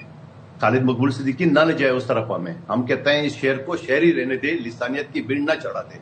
ये कोशिश करेंगे कि हम मुकाबले में कहेंगे ताकि इनकी फिर वो बातें जिंदा हो जाए जो माजी में इनकी जमात करती थी. लिहाजा इनकी कोई विचारों की कोई पोजीशन नहीं है. इस वजह से ये महाजरों को उकसाने के बाद इसके ऊपर जो है ना वो कब्जा करना चाहते हैं. और ये पीएसपी और बादराबाद टोला है एमक्यूएम तो अल्ताफ हुसैन का, इनका क्या वास्ता उनसे. अच्छा, कादिर मंदोखेल साहब, वैसे दादू में भी होने चाहिए फायर टेंडर, सखर में भी होने चाहिए, लड़काना में भी होने चाहिए, सिंध पूरा हमारा है, लेकिन कराची में भी होना चाहिए. बात यहाँ पे हो रही है जहाँ पे जितनी आबादी है उसके हिसाब से सारी जो है ना सहूलियात होनी चाहिए. ये पॉइंट है. लेकिन मुझे एक चीज बताएं, अभी आपके चैलेंजेस यहाँ पे खत्म नहीं हो रहे हैं, सिर्फ बयानात नहीं है. जमाते इस्लामी ने धरना देने का ऐलान कर दिया है और 14 फरवरी को बकायदा वो कह रहे हैं जिस सिंध असेंबली के बाहर ही एहतजाज होगा. आप लोगों की क्या तैयारी, इजाजत देंगे कि नहीं देंगे, क्या आप लोगों का प्लान है? सदफ, पहली बात तो ये कि बिल्कुल आप दुरुस्त कह रही है कि कराची समेत पूरा सिंध में हर जगह ये फायर टेंडर होना चाहिए. और जो इस वक्त जो फायर ब्रिगेड की गाड़ियां हैं वो कम है, इक्विपमेंट्स कम है, ये सारी चीजें मैं पहले दिन से मानता आ रहा हूँ. और इसमें कमी है और उसमें हुकूमत को बढ़ाना चाहिए और जदीद निज़ाम बनाना चाहिए. न सिर्फ बढ़ाना चाहिए बल्कि जदीद निज़ाम के तहत उनको आरास्ता करना चाहिए. दूसरी बात, जमात इस्लामी का हाफिज नईम साहब का ऑडियो टेप आपने नजर से नहीं गुजरा है कि जहां उन्होंने कहा कि पैसे दो लोगों को, लालच दो और दो लोगों को किसी तरीके से अलाउ था कि मैं मुर्जा अवाब और मुराद अली शाह को जो है ना ये कर दूं, श्योर कि वो ओरिजिनल है. आजकल तो एआई का जमाना है कादिर साहब, के पहले उसकी फॉरेंसिक तो आप मुझे बता दो. जमात इस्लामी ने ये परसों से चल रहा है, जमात इस्लामी ने चैलेंज किया हुआ है उसको कही कि जो एआई जनरेटेड है तो आप फॉरेंसिक के लिए भेज देते हैं. नहीं, मैं थोड़ी करूंगी, तो आप करवाएंगे. इल्जाम आप लगा रहे हैं, तहकीकात तो आप नहीं. तो वो सदफ वो इनकार तो करे ना कि जाली है ना. अच्छा. अगर वो कहते हैं जाली है तो हम फॉरेंसिक करा देते हैं उसमें. और दूसरी बात है जमात इस्लामी के धरने जो है ना वो 1000-2000 لوگوں کے تو زمانے سے ہوتا آ رہا ہے، ایک مرتبہ پھر سے کیا فرق پڑتا ہے؟ اچھا قادر صاحب، having said all of that, governor Kamran Tessori صاحب کافی برہم ہیں. اچھا وہ کراچی کو وفاق کے حوالے کرنے والی بات کے اوپر کافی پرچار کر رہے ہیں اور وہ کافی اس کو انڈورس کر رہے ہیں اس بات کو. اینڈ سیکنڈلی کل انہوں نے یہ بات بھی کی کہ ڈر کے میں نڈر ہو گیا ہوں. یہ کس چیز کا ڈر تھا گورنر صاحب کو، کس چیز کا ڈر ہے؟ کیا واقعی ان کی تبدیلی کے حوالے سے کوئی بازگشت ہے؟ دیکھیے پہلی بات تو یہ کہ مسلم لیگ نون اور پیپلز پارٹی کے دو جو بڑی جماعتوں کے درمیان یہ طے ہوا تھا کہ سندھ کا وزیر اعلیٰ جیسا ہماری اکثریت ہے پیپلز پارٹی کا، گورنر اس کا ہوگا. اسی طرح بلوچستان میں جعفر مندوخیل صاحب ہے، ہماری یہ حکومت ہے اور وہ ہمارے ساتھ احتیاطی ہے ان کا. پنجاب میں ہمارے سردار صاحب ہے. تو اسی طرح جو نا خیبر پختونخوا میں ہمارے کریم کنڈی صاحب ہے. تو میں یہ سمجھ رہا ہوں کہ یہ طے ہوا تھا، لیکن اس کے باوجود نہ جانے یہ گورنر جو ڈر کے بیٹھا ہوا ہے، ڈر کے اور بزدل ہو گیا. یہ برم کیا ہوتا ہے؟ اس کی کیا پوزیشن ہے بیچاری کی جو برم ہو جائے وہاں گھنٹی بجا دے اپنے آپ کو. تو آپ لوگ ہی تو گورنر سے ریکویسٹ کر رہے ہوتے ہیں میئر صاحب کے جی پیسے لا کے دیں وفاق سے. تو جب آپ کو پیسے منگانے ہوتے ہیں تو گورنر صاحب سے ریکویسٹ کر رہے ہوتے ہیں. ابھی آپ کہہ رہے ہیں کہ وہ ڈر کے بزدل ہو. صدف ہم اسی وجہ سے کہتے ہیں کہ آپ کراچی کے ٹھیکیدار اگر بنے ہو اور آپ کہتے ہو میں سندھ کا گورنر ہوں تو سندھ کے لیے وفاق سے لڑے نا. ہمارے جو حقوق ہے، ہمارے جو پیسے وہ دے دے. ابھی دیکھو ہائیبریڈ نظام کا روئی روا خواجہ آصف جو ہے نا وہ تو شعبہ بازی کر رہے ہیں، لیکن کراچی کو ٹکا دینے کو تیار نہیں ہے. کہ 4 منصوبہ آپ کے سامنے ہے کہ اس سال بھی 40 ارب روپے مانگے تھے وابڈا نے، 3 ارب کی وفاق نے. کہ 5 منصوبہ ہم نے بنایا تھا بلدیہ ٹاؤن میئر اور شہباز شریف اور مخبر خاص کا علاقہ ہے، وہاں شہباز شریف نے اینڈ ٹائم پہ دھوکہ دی ہے. پھر اس کے بعد بلاول بھٹو صاحب نے ہب ڈیم سے ہمیں ایک نہر دی ہے 13 ارب کے لاگت سے، اور جو کہ سٹارٹ بھی الحمدللہ ہو چکا ہے. ہم یہ کہتے ہیں گورنر سے آپ یہ گھنٹی خود باہر آیا کرے، گھنٹی بجا کے پھر اندر جایا کرے، ہو سکتا ہے آپ کو انصاف مل جائے. قادر صاحب ابھی ہم گورنر کی بات جب کر ہی رہے ہیں تو کچھ ہی عرصہ پہلے ترجمان سندھ حکومت سعدیہ جاوید صاحبہ ہمارے پروگرام میں تھی. وہ یہ کہہ رہی تھیں، بتا رہی تھیں بلکہ ہمیں کہ پیپلز پارٹی اور نون لیگ کا کوئی فارمولا طے ہے تھا دو گورنرز کے حوالے سے، 2 ان کے 2 ہمارے. اب وہ یہ کہہ رہی تھیں کہ پیپلز جو کراچی کے اندر گورنر ہیں یہ تو MQM کے ہیں. تو ہم یہ دیکھ رہے ہیں کہ نون لیگ تو بہت کمفرٹیبل ہے شاید ان گورنر کے ساتھ، جب بھی بات اٹھتی ہے پیپلز پارٹی کی سائڈ سے اٹھتی ہے. یہ کیوں ہے؟ دیکھیے پہلی بات تو یہ اس گورنر کے حوالے سے جو بات آپ نے کی ہے، آپ کو پتا ہے کہ یہی خالد مقبول، یہی کامران ٹیسوری صاحب ڈپٹی کنوینر تھے اور پھر کچھ عرصے کے لیے غائب ہو گیا. اس کے بعد دوبارہ جب MQM آئے، آپ کو یاد ہے بادرآباد میں وہاں آدھے سے زیادہ لوگوں نے بائیکاٹ کیے کہ ہم اس کو ڈپٹی گورنر ماننے کو تیار نہیں ہے. اور یہ میں MQM کے MNA کو پچھلی اسمبلی میں چھیڑتا بھی تھا کہ جس کو آپ جو ہے نا ڈپٹی گورنر ماننے کو تیار نہیں، وہ تو آپ کے کوٹے پہ گورنر بن گیا.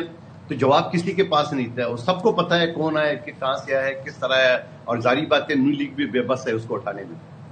لیکن قادر مندوخیل صاحب اگر ہم بات سنیں گورنر صاحب کی جو کہہ رہے ہیں، وہ تو کراچی کے بھلے کے لیے بات کر رہے ہیں نا. وہ مطالبات یہ کر رہے ہیں کہ جی مسئلے کے حل نکالا جائے. تو ایک پازیٹیو بات ہے، اس میں کیا مذائقہ ہے؟ مل بیٹھ کے سارے بات کر لیں، مسائل کا حل سبھی بیٹھ کے بات کریں گے تو نکالیں گے. صدف ہم نے کب انکار کیے کہ ہم نہیں بیٹھیں گے؟ ہم یہ کہتے ہیں کہ آپ گورنر بنے بیٹھے ہو یا MQM کا جو ٹھولا بیٹھا ہوا ہے فارم 47 کے تحت، آپ کا کیا کام ہے؟ آپ چیختے تو ضرور ہو کراچی کے مسائل کے اوپر، سندھ کے مسائل پہ، لیکن وفاق کے وزیر بن کے، وفاق کا نمائندہ بن کے آپ کراچی کے حقوق کے یا سندھ کے حقوق کے لیے بات تو کرو. وفاق سے ان کو بولو آن ریکارڈ ہے ڈاکٹر فاروق ستار کے وہ بلاول صاحب سے ٹائم مانگ رہے ہیں، بلاول صاحب ملتے نہیں ہیں ان سے. تو بھائی یہاں تو مسائل کے مسائل ہیں، ملیں گے تو مسئلے کا حل نکلے گا نا. کیوں ٹائم نہیں دے پا رہے؟ ایسے کوئی بات نہیں ہے کہ بلاول صاحب نہیں ملتا ہے. بلاول صاحب ہر کسی سے ملتا ہے، یہ کیا بات ہو گئی. لیکن سوال یہ ہے کہ آپ بلاول صاحب کے پاس اسمبلی میں آپ کی ملاقات ہوتی رہتی ہے، وہاں پہ ایک جگہ بیٹھے رہتے ہیں، پھر وہاں پہ لابی ہے، لابی کے اندر ملاقات ہوتی رہتی ہے. ایسی کوئی بات نہیں ہے. میں نے خود اپنی آنکھوں سے دیکھا، جو اپوزیشن کی لیڈر بھی ہے ہمارے صدر سے آصف علی زرداری صاحب سے، بلاول صاحب سے ملتے تھے. تو ایک کافی ایریا ہے، پورا ایک لابی ہے، بہترین قسم کا ماحول ہے. یہ خواہ کا ایشو بنانے کی ایشو ہے. اور پھر دوسری بات یہ کہ آپ بلاول صاحب کو بھی چھوڑیے، آپ جائے وزیر اعظم صاحب سے مل لیں کہ بابا آپ نے اپنے لیے تو 20 ارب تو کمیشن کے لیے تو آپ نے 20 ارب تو مانگ لیا ہے، مگر آپ نے کراچی کے لیے پروجیکٹ کون سا مانگا ہے؟ پروجیکٹ تو مانگے نا، پیسے کیوں مانگ رہے ہو آپ لوگ؟ سر نہیں تو یہاں تو سڑکیں نہیں نا، بنیادی سہولیات نہیں ہے. اس کو پروجیکٹ کہتے ہیں. یہ پروجیکٹ کمپلیٹ بھی ہوتے ہیں نا. بیسک نیڈز جو ہیں وہ آپ کے لوگ خود ہی شکایت کر رہے ہوتے ہیں کہ جی سڑک بناتے ہیں, اگلے دن فلاں ڈپارٹمنٹ آ کے فلاں محکمہ آ کے اسے کھود کے چلا جاتا ہے, پھر وہ سڑک جوں کی توں بڑی رہتی ہے. تو یہ مسائل تو ہیں جس کو آپ خود ہی بتاتے رہتے ہیں. بلاول صاحب اکثر یہ بتاتے ہیں جی ان کے گھر میں جی خود پانی کا ٹینکر آتا ہے, تو یہ مسئلے کون حل کرے گا پھر قادر صاحب؟ بالکل آپ کی بات درست ہے کہ یہ محکموں کو میں نے شاید پچھلے پروگرام میں بھی آپ سے بات کی تھی کہ سینٹرلائز سسٹم ہمارے ملک میں نہیں ہے کہ اگر ایک محکمہ روڈ بنا رہا ہے تو اس کے آپ ٹیلی فون کے, بجلی کے, دوسرے محکموں کے سب کے ساتھ کوآرڈینیشن رکھنا چاہیے تاکہ جس نے کھدائی کرنی ہے یا کوئی پائپ لائن بچھانا ہے تو اکٹھے بچھا لے تاکہ بار بار خرچہ نہ ہو. یقیناً وہ روڈ کٹنگ کی مد میں پھر پیسے بھی دینے پڑتے ہیں, لیکن سوال یہ ہے کہ مصطفیٰ کمال صاحب نے ایک پانی کی ٹینکی جو بلدیہ میں ایک اسٹیڈیم بن رہا ہے, سندھ حکومت بنا رہی ہے 1.25 ارب کی لاگت سے, اس اسٹیڈیم کے اندر پانی کی ٹینکی کھدائی شروع کی ہے. جب مرتضیٰ وہاب صاحب نے اس کو منع کر دیے تو شور میں جانا شروع کر دیے, دیکھو پیپلز پارٹی کام نہیں کرنے دے رہے. لیکن میں ان سے پوچھنا چاہ رہا ہوں, پانی کی ٹینکی میں روز پریس کانفرنس تو آپ کرتے ہو, لیکن پانی کی ٹینکی میں پانی آئے گا کہاں سے؟ آپ پہلے پانی کا بندوبست تو کرو, KF5 منصوبہ بنا لے, KF4 منصوبے کے لیے پیسے دلا دے. وفاق سے جو وفاق کے پروجیکٹ ہے, اسی لیے میں کہتا ہوں کہ اس طرح پروجیکٹ لائے. خالد مقبول صدیقی جو ہے نا وہ وزیر تعلیم ہے, ان کو بتا دیں کراچی میں مزید یونیورسٹی دے دیں. کب کی کراچی یونیورسٹی NID بنی ہوئی ہے, مزید یونیورسٹی بنا دیں. مصطفیٰ کمال صاحب کو بتا دیں آپ مریض کو بیماری سے بچانے کے بجائے آپ اسپتال بنا لیں. چلیں لیکن وہ آپ ٹھیک ہے, لیکن آپ تو اپنے ذمے کا کام ادا کریں نا پورا. اب فائر ٹینڈر نہیں ہے, مطلوبہ تعداد میں وہاں پانی نہیں تھا, وہاں پہ کٹر نہیں تھے, وہاں پر کیا چیزیں نہیں تھی. آئی ہوپ کہ ہم اس سانے سے کچھ سیکھیں گے اور اب ہم اپ گریڈ ہوتے ہوئے ان اداروں کو دیکھیں گے. قادر مندوخیل صاحب جی بالکل درست سوالات ہے. میں پہلے ہی آپ کے سیگمنٹ میں یہ کہہ چکا ہوں کہ یہ کمی بیشی نہیں ہے بلکہ اس کو جدید کرنا چاہیے. یہ پرانی ریت کی بالٹیاں, یہ پرانے فائر بریگیڈ, یہ نہیں ہونا چاہیے. تھوڑا سا جدید دنیا میں آ چکا ہے, آپ کو جدید آنا چاہیے. اور جدید اگر سسٹم ہمارے پاس ہو, ہمارے پاس وہ آگ نہ لگنے کی جو جیکٹ ہے, جو سوٹ ہے, وہ ہونا چاہیے. فائر بریگیڈ کے پاس عملے کی تعداد زیادہ ہونا چاہیے. سینٹر جو ہے نا نیئرسٹ ہونا چاہیے. ان کے پاس پانی کا جو رسائی ہے وہ نزدیک ہونا چاہیے. یہ ساری چیزیں ہے غور طلب کرنی چاہیے. میں تو اتفاق کر رہا ہوں آپ سے. اتفاق کر رہے ہیں, ٹھیک ہے, اور کرنا بھی چاہیے. یہ ہم دیکھیں گے. تھینک یو سو مچ قادر مندوخیل صاحب. لیٹس سی کہ ساری سچویشن دیکھیں, جب آپ سیاسی بیانات آتے ہیں نا تو ایک سیاست ایک نیا رخ اختیار کر لیتی ہے.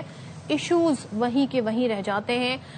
جو بھی سانحے ہیں, جو بھی کمی بیشی, اس کو پورا کرنے کی کسی سانحے سے یہ لیسن سیکھنے کی ضرورت ہے کہ ہماری کیا کوتاہیاں, کیا کمیاں, کس ڈپارٹمنٹ کو اپ گریڈ کرنے کی ضرورت ہے, کن ایکوپمنٹس کی ضرورت ہے, اس پر کام ہونا چاہیے. لیسن صدف تب سیکھتا ہے انسان جب انسان اپنی غلطی کو اون کرے. مجھے ابھی تک کوئی 20-22 جتنے بھی دن ہو گئے سانحہ گل پلازا کو, 14-15-17 ڈیز, مجھے کوئی ایک شخص نظر نہیں آیا, کوئی ایک حکمران نظر نہیں آیا کسی جماعت کا بھی جو آ کے اون تو کرے ایٹ لیسٹ. پنجاب میں واقعہ ہوا, بھاٹی گیٹ کے قریب نالے میں خاتون اور بچی گر کے شہید ہوئے. اگلے دن دیکھا ہم نے ودن 24 آورز وزیر اعلیٰ پنجاب آن کیمرہ تھیں, پوری قوم کے سامنے معذرت کر رہی تھیں, اپنی غلطی ایکسیپٹ کر رہی تھیں.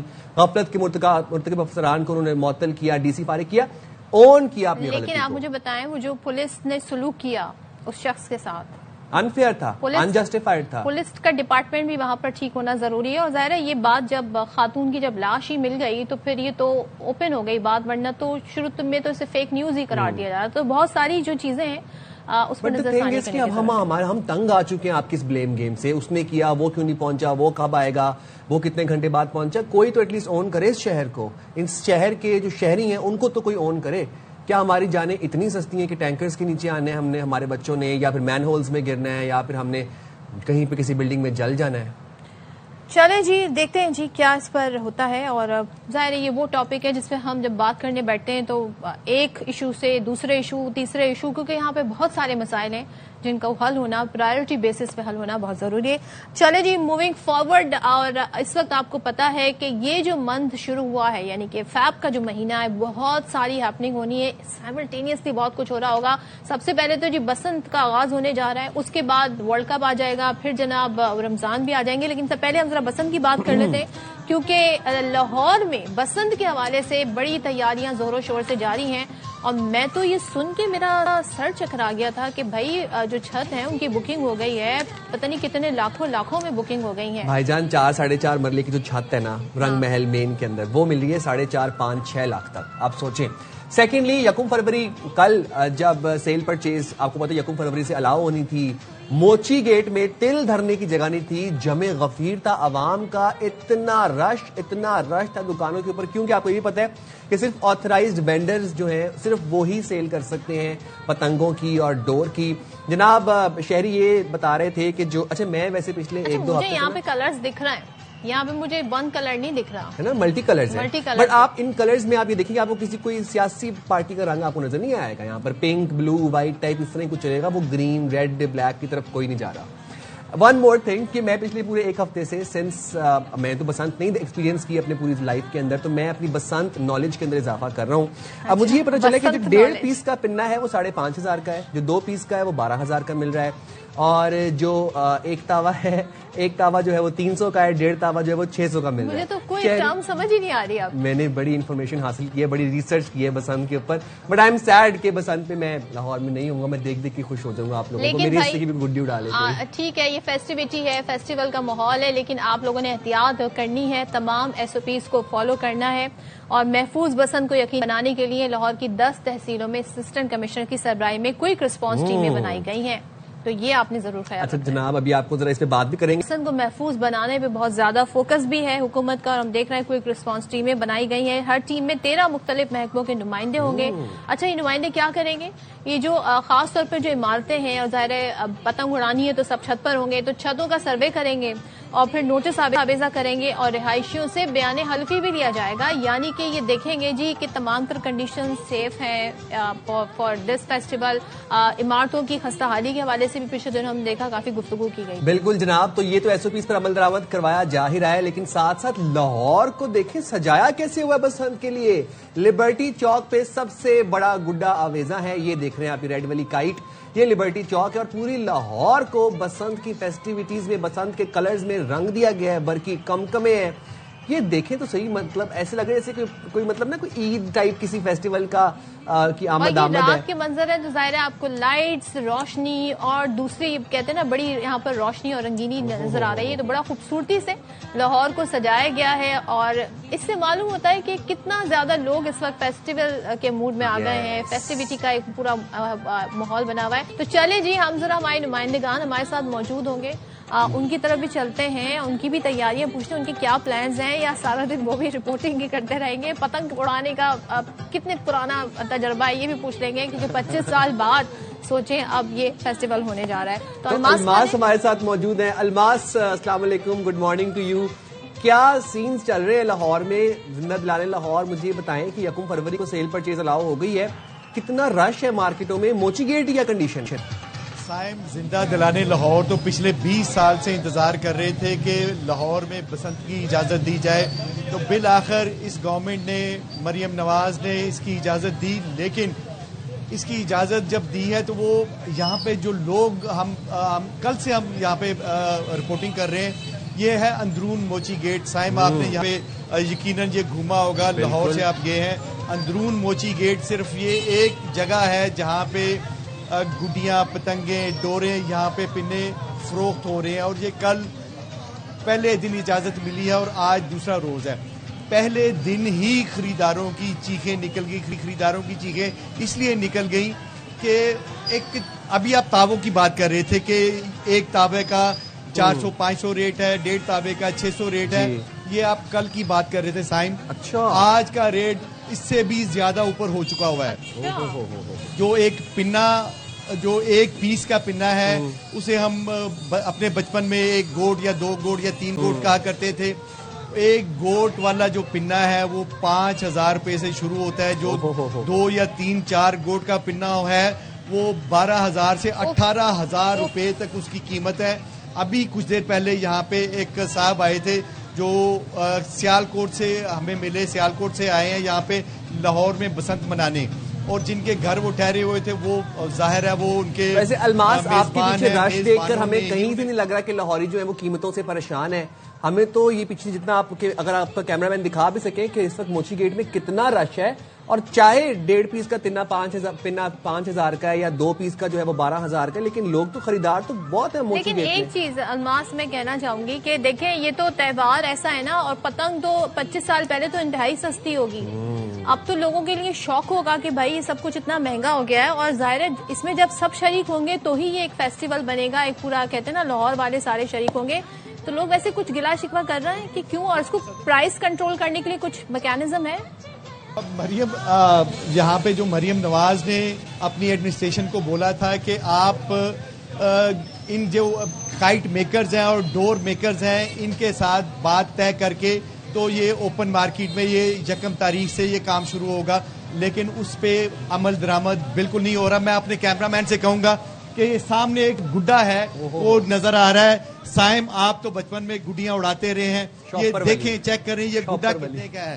وہ جس پہ یہ چھوٹا سا گڈا ہے وہ 600 روپے کا ہے گڈا. بندہ پریشان ہو جاتا ہے کہ 600 روپے کا یہ گڈا، اور جس ڈور کے ساتھ وہ اڑائے گا اس گڈے کو وہ ڈور 12 سے 18,000 روپے کا وہ پنا ہے. تو آپ صدف آپ خود ہی اندازہ کر سکتی ہیں کہ یہاں پہ لاہور میں جس جگہ میں کھڑا ہوں میں آپ کو بتا دوں، یہ میرے سامنے رنگ محل پولیس اسٹیشن ہے اور بالکل اس کے سامنے دوسرے کنارے سڑک کے موچی دروازے کا پولیس اسٹیشن ہے. اچھا الماس، ایک اور بڑی امیزنگ چیز میں نوٹس کی ہے، آپ کے عقب میں جتنی بھی بائکس گزر رہی ہیں ان کے اوپر سب بائکس پہ اگر ہم نوٹس کریں تو راڈز لگے ہوئے ہیں.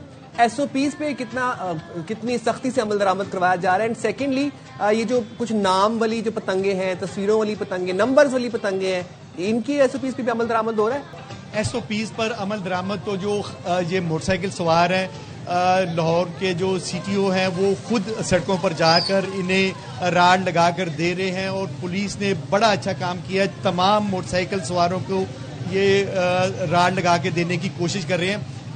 سائم میں آپ کو بتاؤں کہ یہاں پہ لاہور میں جو صرف موٹر سائیکلیں ہیں ایکسائز اینڈ ٹیکسیشن صرف لاہور شہر میں 56 لاکھ یہاں پہ موٹر سائیکلیں رجسٹرڈ ہیں، اور اس کے علاوہ جو دوسری ہیں یہ سب کو کور کرنا راڈ کے ذریعے کور کرنا خاصا مشکل کام ہے. لیکن اس کے بعد پولیس نے اور سی ٹی او نے اور ڈسٹرکٹ ایڈمنسٹریشن نے ان کے ساتھ پرائیویٹ پارٹی کے ساتھ بہت ساری جو پارٹیز ہیں ان کے ساتھ رابطہ کیا کہ آپ یہ گورنمنٹ کو یہ چیزیں پرووائڈ کریں.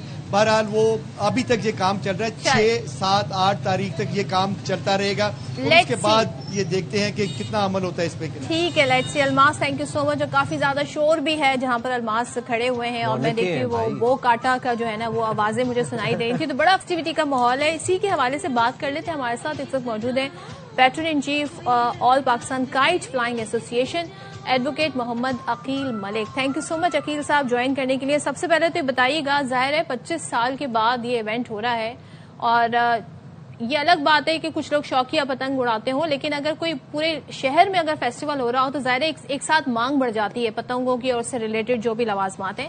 قیمتیں بتائی جا رہی کافی بڑھ گئی ہیں، تو بھائی ان قیمتوں پہ کنٹرول کیسے حاصل کیا جائے گا؟ کیونکہ سب نے شامل ہونا ہے اس میں، ضروری نہیں کہ وہ جو افورڈ کرے صرف وہی اس کا حصہ بنے. سب اس فیسٹیوٹی کا حصہ بننا چاہتے ہیں. جی بالکل ٹھیک کہا آپ نے.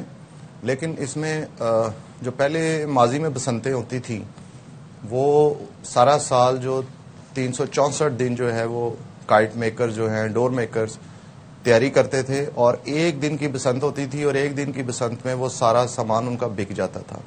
اس دفعہ جو فرسٹ ٹائم 2001 کے بعد 2025 میں یہ اجازت دی گئی ہے، یہ 30 دسمبر 25 میں نوٹیفیکیشن آیا کہ جس میں انہوں نے اجازت دی بسنت کی. اب اس کے بعد 6، 7 اور 8 فروری جو ہے وہ بسنت کی ڈیٹ فکس فرما دی گئی. اب ٹائم اس میں تھا 1 ماہ اور 6 دن.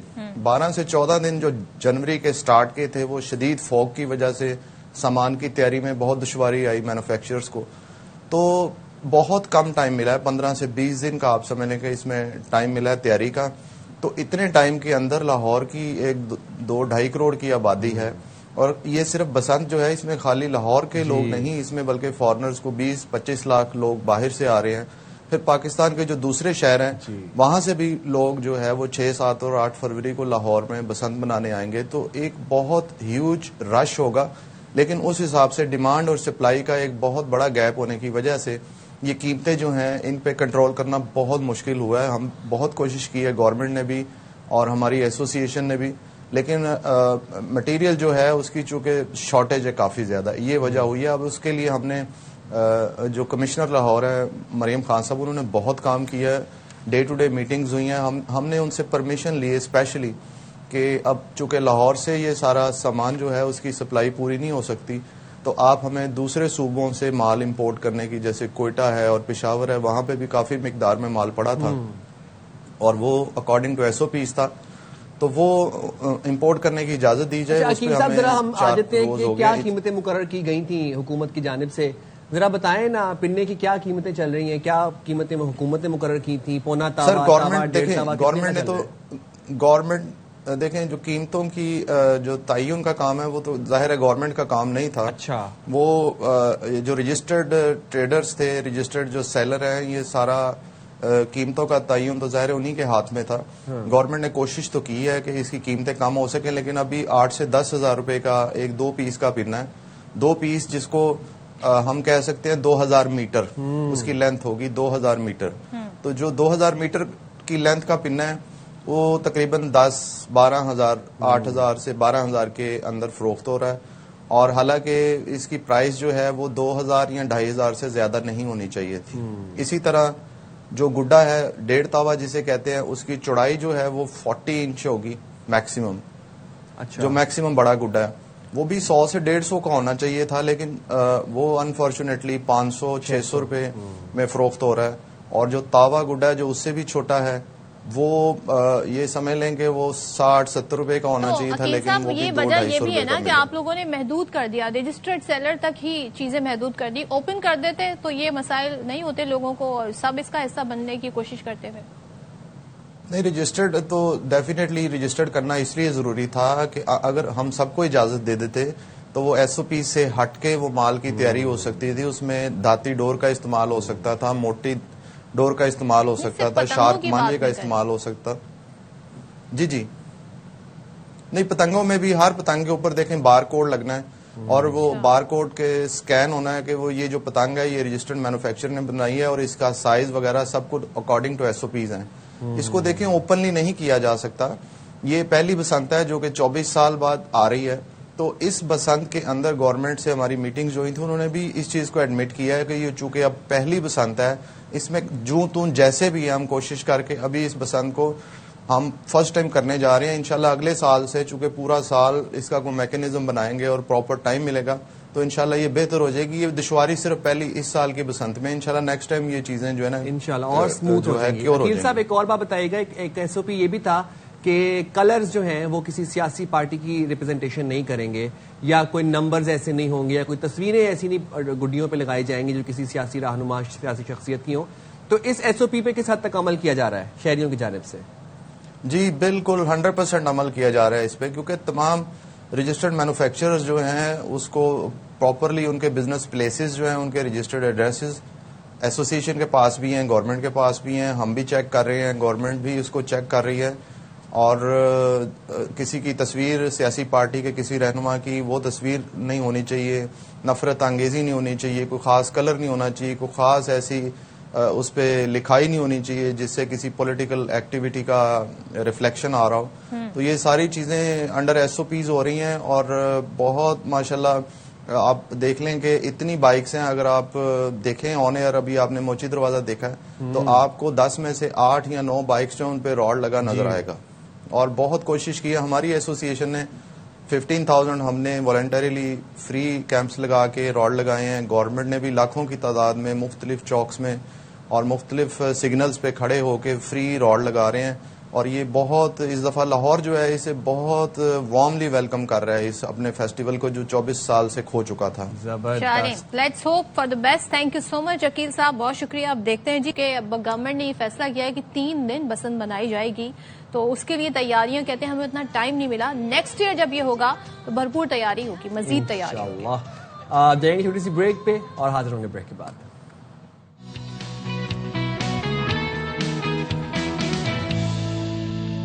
ایک چوری کے بارے میں آپ کو بتاتے ہیں, بڑی حیران کن قسم کی یہ واردات ہے اور دن دہاڑے سب کے سامنے. کراچی میں جی پانی چوری ہونا, اس کے مختلف طریقے ہیں, کوئی یہ نئی بات نہیں ہے, لیکن کراچی کے علاقے بلدیہ ٹاؤن میں پانی چوروں نے تو کہتے نا حد ہی کر دی ہے. یعنی کہ 33 انچ کی لائن توڑی اور اس کو توڑ کر کوئی تالاب نہیں بلکہ پورا ایک چھوٹا سا ڈیم انہوں نے بنا لیا ہے، اور پانی کے اتنے بڑے ذخیرے سے ارد گرد کا جو علاقہ ہے وہ بہت زیادہ شدید پانی کے بحران کا شکار ہو گیا. خاص طور پر ہم ڈسٹرکٹ کماڑی اور ویسٹ کے بیشتر علاقوں میں پانی کی فراہمی دیکھ رہے ہیں کہ معطل ہے، کئی دن ہو گئے. تو شہریوں کی بڑی تعداد نے جب وجوہات معلوم کی، سوچے شہری معلوم کر رہے ہیں وجوہات، یہاں پہ شہری پتہ لگا رہے ہیں کہ آخر ان کے ساتھ ایسا کیوں ہو رہا ہے، تو پتہ ہی چلا کہ جی واٹر مافیا اپنا دھندا یہاں پر چلا رہا ہے. میں تو حیران ہوں کہ دن دہاڑے لائن توڑ کے اور وہاں پر ڈیم ہی بنا لیا چوروں نے. مزید کیا تفصیلات ہیں، کیا صورتحال ہے، افضل خان ہمارے نمائندہ اس وقت موقع پر موجود ہیں، ان سے جان لیتے ہیں. اب افضل آئے گا یہ کیا ہوا، کیا مطلب دن دہاڑے چوروں نے ڈیم ہی بنا لیا لائن توڑ کے؟ سائم دیکھیں، بلدیہ کٹو گوٹ کے اندر درجنوں مرتبہ جو ہے وہ پانی کی لائن توڑی گئی، لیکن ہمیں واٹر بورڈ کی جانب سے پردہ پوشی کی گئی. وہ یہی بتاتے تھے کہ پریشر کی وجہ سے لائن ٹوٹ گئی ہے، لیکن پھر اس کے بعد شہریوں نے خود لائن توڑنے والوں کو پکڑنے کی کوشش کی، اور اس کے بعد واٹر بورڈ اور دیگر انتظامیہ کی جانب سے یہاں کارروائی بھی کی گئی. لیکن پھر بھی وہ جو مافیا ہے جو کہ لائنیں توڑ کر وہاں پر ڈیم بنا دیتا ہے، پانی جمع کرتا ہے اور پھر اسے شہریوں کو مہنگے داموں بیچتا ہے، ان کے خلاف کوئی کارروائی نہیں ہوئی، اور انہوں نے پھر یک بعد دیگر جو ہے لائنیں توڑنا شروع کر دی. صرف کٹو گوٹ کی بات کی جائے تو گزشتہ 36 روز میں 2 مرتبہ لائن توڑی گئی ہے، اور جب بھی پانی آتا ہے لائن توڑ دی جاتی ہے. اسی اطلاع پر میں آیا تھا کٹو گوٹ، لیکن جب میں یہاں آیا ہوں تو میں بہت زیادہ حیران بھی ہوں، اور ایک صحافی اور کراچی کے شہری ہونے کی حیثیت سے مجھے بہت زیادہ دکھ بھی ہے، کیونکہ میں نے دیکھا کہ ناردرن بائی پاس پر منگو پیر تک مختلف مقامات پر جو ہے وہ جو ہب کینال سے 33 انچ کی لائن آتی ہے اس کو توڑا گیا ہے، اور چھوٹے چھوٹے ڈیمز بنائے گئے ہیں جگہ جگہ پر. اور یہ صرف ایک کٹو گوٹ نہیں بلکہ شیدی گوٹ، سوراب خان گوٹ، خیر آباد، منگو پیر تک جو ہے وہ مختلف مقامات پر یہ ڈیمز بنا کر اس میں باقاعدہ منظم طریقے سے پانی کی چوری. یہ بھی ذرا دکھائیں اپنے کیمرہ مین سے، کہیں اگر پین کر کے ہمیں مناظر دکھا سکے آپ کے بیک گراؤنڈ کے. دیکھیں یہ میرا کیمرہ مین آپ کو دکھائے گا، یہ پانی کھڑا ہے، لیکن ابھی پانی کی سطح بہت کم ہے کیونکہ پانی اس وقت بند ہے. جب یہ پانی آتا ہے تو پانی کی سطح اتنی بلند ہو جاتی ہے کہ نہ ہی اس جگہ پر میں یا میرا کیمرہ مین کھڑا ہو سکتے ہیں، بلکہ یہاں پر پوری ایک جھیل بن جاتی ہے.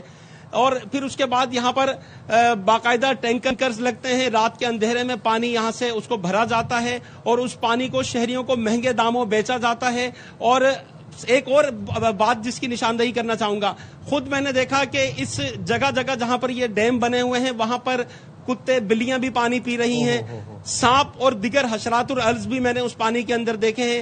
لیکن شہری، کراچی کے معصوم شہری سمجھتے ہیں کہ شاید وہ جو 3500 یا 7000 روپے دے کر سنگل یا ڈبل ٹینکر خریدتے ہیں وہ پانی پینے کے قابل ہے. بالکل وہ پینے کے قابل نہیں ہے، مضر صحت پانی ہوتا ہے جو یہاں سے چوری کر کے شہریوں کے پہلے حق پر ڈاکہ ڈال کر جو پانی لائن میں ملنا چاہیے تھا اس پانی کو یہاں پر لائن توڑ کر شہریوں کو مہنگے داموں بیچا جاتا ہے، اور وہ بھی مضر صحت پانی ہوتا ہے. اور ہمیشہ جو ہے یہ اتنا بڑا ایک کہتے ہیں نا ایک پانی کی چوری ہو رہی ہے، دن دھڑے ہو رہی ہے، جو اس سے متعلقہ حکام ہیں وہ کہاں ہیں؟ شہریوں نے پہلے خود پتہ لگایا کہ ان کے ساتھ ہو کیا رہا ہے، پھر اس کے بعد جی یہ ساری صورتحال سامنے آئی. ہمارے ساتھ موجود ہیں C O Karachi water and sewerage board Asadullah صاحب. Thank you so much Asad صاحب بات کرنے کے لیے. پہلے تو بتائیے گا یہ ہے کیا ڈیم بنانا، دن دہاڑے پانی چوری کرنا، یہ کون لوگ ہیں اور اس پر آپ لوگوں نے اب تک کیا کارروائی کی ہے؟ السلام علیکم. صدف دیکھیں، یہ جو جتنی بھی پانی کی چوری کا سلسلہ ہے یہ سارا سلسلہ جو ہے یہ ڈسٹرکٹ ویسٹ میں ہو رہا ہے.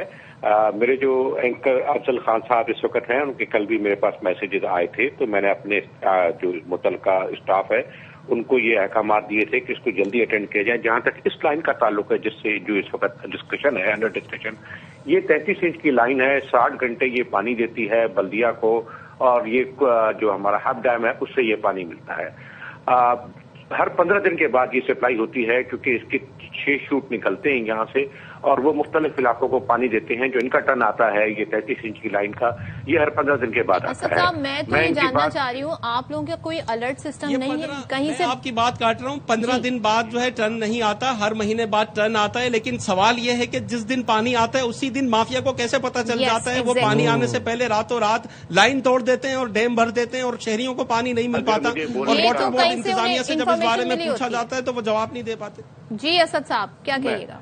देखिए जी, लास्ट 15 दिन पहले जो है ये लाइन तोड़ी गई थी यहाँ पे माफिया बिल्कुल काम करता है। लॉ एनफोर्समेंट एजेंसीज और पुलिस की मदद से हमने लास्ट टाइम भी जो है ये रात के अंधेरे में ये लाइन तोड़ी गई थी। इस लाइन को हमने बाद में जोड़ा था, लेकिन क्योंकि वो लाइन का प्रेशर इतना था कि लास्ट नाइट जो है इसमें से जो है वो जो हमने रिपेयर की थी वो रिपेयर हमारी डिस्टर्ब हो गई थी। रात को ही काम शुरू हो गया था। मैंने जो है वो रात के फोटोग्राफ्स भी है वो भी शेयर कर लिए थे, और इस वक्त भी काम वहां पे चल रहा है। ये हार्डली 4 से 5 घंटे के अंदर इंशाल्लाह ये काम खत्म हो जाएगा। जवाब आपने नहीं दिया कि उन्हें पता कैसे लग जाता है जी पानी आना है और उससे पहले ही जी लाइन तोड़ दी जाती है। देखिए, ये माफिया जो है ये मुझसे और आपसे सदफ ज्यादा इंफॉर्मेशन रखता है कि ये तो देखिए कोई रॉकेट साइंस तो है नहीं, ये कोई एक सीक्रेट भी नहीं है। सबको पता है कि हर 15 दिन के बाद 60 घंटे इसमें पानी आएगा, और वो 15 दिन कब पूरे होंगे वो इन माफियाज को पता होता है। इनके खिलाफ हमने FIRs भी काटी हैं, इनकी जो है गिरफ्तारियां भी हुई हैं। पाकिस्तान रेंजर्स ने यहाँ पे कई दफा कार्रवाई की है, पुलिस हमारे साथ कार्रवाई करती है। अब क्योंकि हमारा ट्रिब्यूनल बन गया है, ये एक अच्छी बात हो गई है जो गवर्नमेंट ने किया है कि हमारा अपना ट्रिब्यूनल और अपना पुलिस स्टेशन हमें। चलिए असद साहब, ये तो हो गई चोरी की बात। अब जरा बदइंतजामी की बात कर लेते हैं। एक और चीज की तरफ आपकी तवज्जो दिलाना चाहूंगा। मैं वेस्ट और सेंट्रल की बात कर लेता हूँ। नॉर्थ नाजमाबाद L ब्लॉक है, H ब्लॉक है, K ब्लॉक है, फिर जो कलंदरिया से रोड जा रही है सखी हसन की तरफ, इन सड़कों पे इन ब्लॉक्स में वाटर बोर्ड का कीमती पानी, साफ पानी जो है वो खड़ा हुआ है और वो जाया हो रहा है। सर, कितनी बड़ी गफलत है, ये लीकेज क्यों नहीं बंद की जा रही इन ब्लॉक्स में? मैं बिल्कुल जी इसका रिप्लाई जो देखिए, जो लीकेजेस जो हैं वो विजिबल होती हैं, उनको बिल्कुल अटेंड किया जाता है। लेकिन अगर कुछ ऐसी होती हैं जो इंक्रोचमेंट के अंदर आ जाती हैं, नारसाबाद में कलंदरिया के पास मेरी एक जो लाइन है वाटर बोर्ड की, वो घरों के ये तो होने से रहा कि हमने बाद में लाइन डाली हो और घर बाद में बने हों। पहले हम होंगे, हमारी लाइनें जो हैं वो लोगों ने इंक्रोच कर ली हैं। अब वो इंक्रोचमेंट के ऊपर जो है वाटर बोर्ड या वाटर कॉर्पोरेशन की अथॉरिटी नहीं है उसको खत्म करने की। अच्छा। तो इंक्रोचमेंट जो है वो हमारी लाइन के ऊपर, अगर आप वहां पे रहते हैं तो आपके इल्म में जरूर ये बात होगी। अच्छा, आप कह रहे हैं इसकी अथॉरिटी नहीं है। असद साहब, आपका पॉइंट आ गया। मुझे अफजल बताइएगा, 2-3 पॉइंट है। एक तो ये मुझे बड़ी बेबसी दिखाई दे रही है वाटर बोर्ड की। वो ये कह रहे हैं जी कि ये बड़ा स्ट्रांग माफिया है और हमने तो इसके हवाले से ट्रिब्यूनल और अपना पुलिस स्टेशन भी बना लिया। मुझे बताया अब तक कार्रवाई क्या हुई, कौन लोग हैं ये और क्यों नहीं इन पर रोक टोक लगाई जा सकती है? देखिए, वाटर बोर्ड हुकाम से जो हमारी बात हुई, उन्होंने ऑफ द रिकॉर्ड बताया कि उन्होंने मुतादिद लोगों के खिलाफ FIRs भी दर्ज करवाई हैं और बाकायदा नाम भी उससे पहले हम रिपोर्ट बना चुके हैं, उसमें चला चुके हैं कि मुश्ताक उर्फ काला और उसके अलावा वाजिद, मुहिबुल्ला और नसीर रिंद नामी अफराद हैं जिन पर जो है वो बार बार जो है पानी चोरी का इल्जाम भी लगता है और उनके खिलाफ FIR भी होती है। लेकिन सिर्फ FIR होना मसले का हल नहीं है, इसकी बाकायदा कड़ी निगरानी होनी चाहिए। जगह जगह पर बल्दिया टाउन में जब पानी आता है तो सड़कों के ऊपर पानी बह रहा होता है, ये लीकेज ही होती है, जिसको देखकर फिर वो जो टैंकर माफिया है वो उस जगह पर जो है वो एक पॉइंट बना लेते हैं, फिर वहां से वो टैंकर भरते हैं। तो जो कार्रवाई है वाटर बोर्ड की जानिब से वो कोई मौसर कार्रवाई होते हुए नजर नहीं आ रही। अगर ऐसा होता तो किस तरह से किसी के अंदर हिम्मत हो सकती है कि वो एक ही माह में 2 मरतबा एक ही मुकाम पर लाइन को तोड़कर डैम बना दे। वजह यही है कि चूंकि वाटर बोर्ड का अमला जो है वो मुबैना तौर पर इन वाटर माफिया के साथ मिला हुआ है। अच्छा, यही पॉइंट है, इसका जवाब ले लेते हैं। असद साहब हमारे साथ मौजूद हैं। अफजल, असद साहब, बड़ी बेबसी की तस्वीर नजर आ रही है वाटर बोर्ड की, और ये जानना चाहूंगा आपसे कि अगर वाटर बोर्ड की साफ मीठे पानी की लाइन कोई इंक्रोच करता है तो उस पर क्या कार्रवाई होनी चाहिए और कार्रवाई अभी तक हुई क्यों नहीं? मैं अफजल साहब की बात का ये छोटा सा जवाब दे सकूं तो मुझे इजाजत दीजिएगा कि वाटर बोर्ड का जहां तक अमला है, मैं किसी की सपोर्ट नहीं करूंगा। हमारे वाटर बोर्ड के अमलों में 2 लोग जो हैं यहाँ पे शहीद भी हो चुके हैं, जिनको बुलेट मार के जो है गोली मार के इसी इलाके के अंदर जो है जब वो इसकी रैकी कर रहे थे, इसको देख रहे थे कि लाइन में कोई सुराख तो नहीं हुआ, लाइन में कोई पंक्चर तो नहीं हुआ। ये इल्म अफजल साहब के भी ये इल्म में होगा कि 2 हमारे जो एम्प्लॉइज हैं मोटरसाइकिल पे थे और वो डिफरेंट टाइम के अंदर 2 हमारे एम्प्लॉइज जो हैं उनको गन शॉट करके उनको शहीद किया गया है। जहां तक हमले का ताल्लुक है उसकी मैंने ये रिप्लाई दे दिया कि जी ये इसका एक असद मसला है। साहब, अगर मामला इतना संगीन है तो फिर आपको तो अगर जिन भी इदारों से हेल्प लेनी पड़े, गवर्नमेंट से हेल्प लेनी पड़े तो आप लें। दूसरे ये बताएं कि ये जो आपने कहा जो लीकेज हो रही है, इसके लिए फिर कब अमली इकदाम हम होते हुए देख रहे हैं, या जो ये कट्टू गोट में जो सूरत हाल है इसके लिए फिर क्या किया जा रहा है?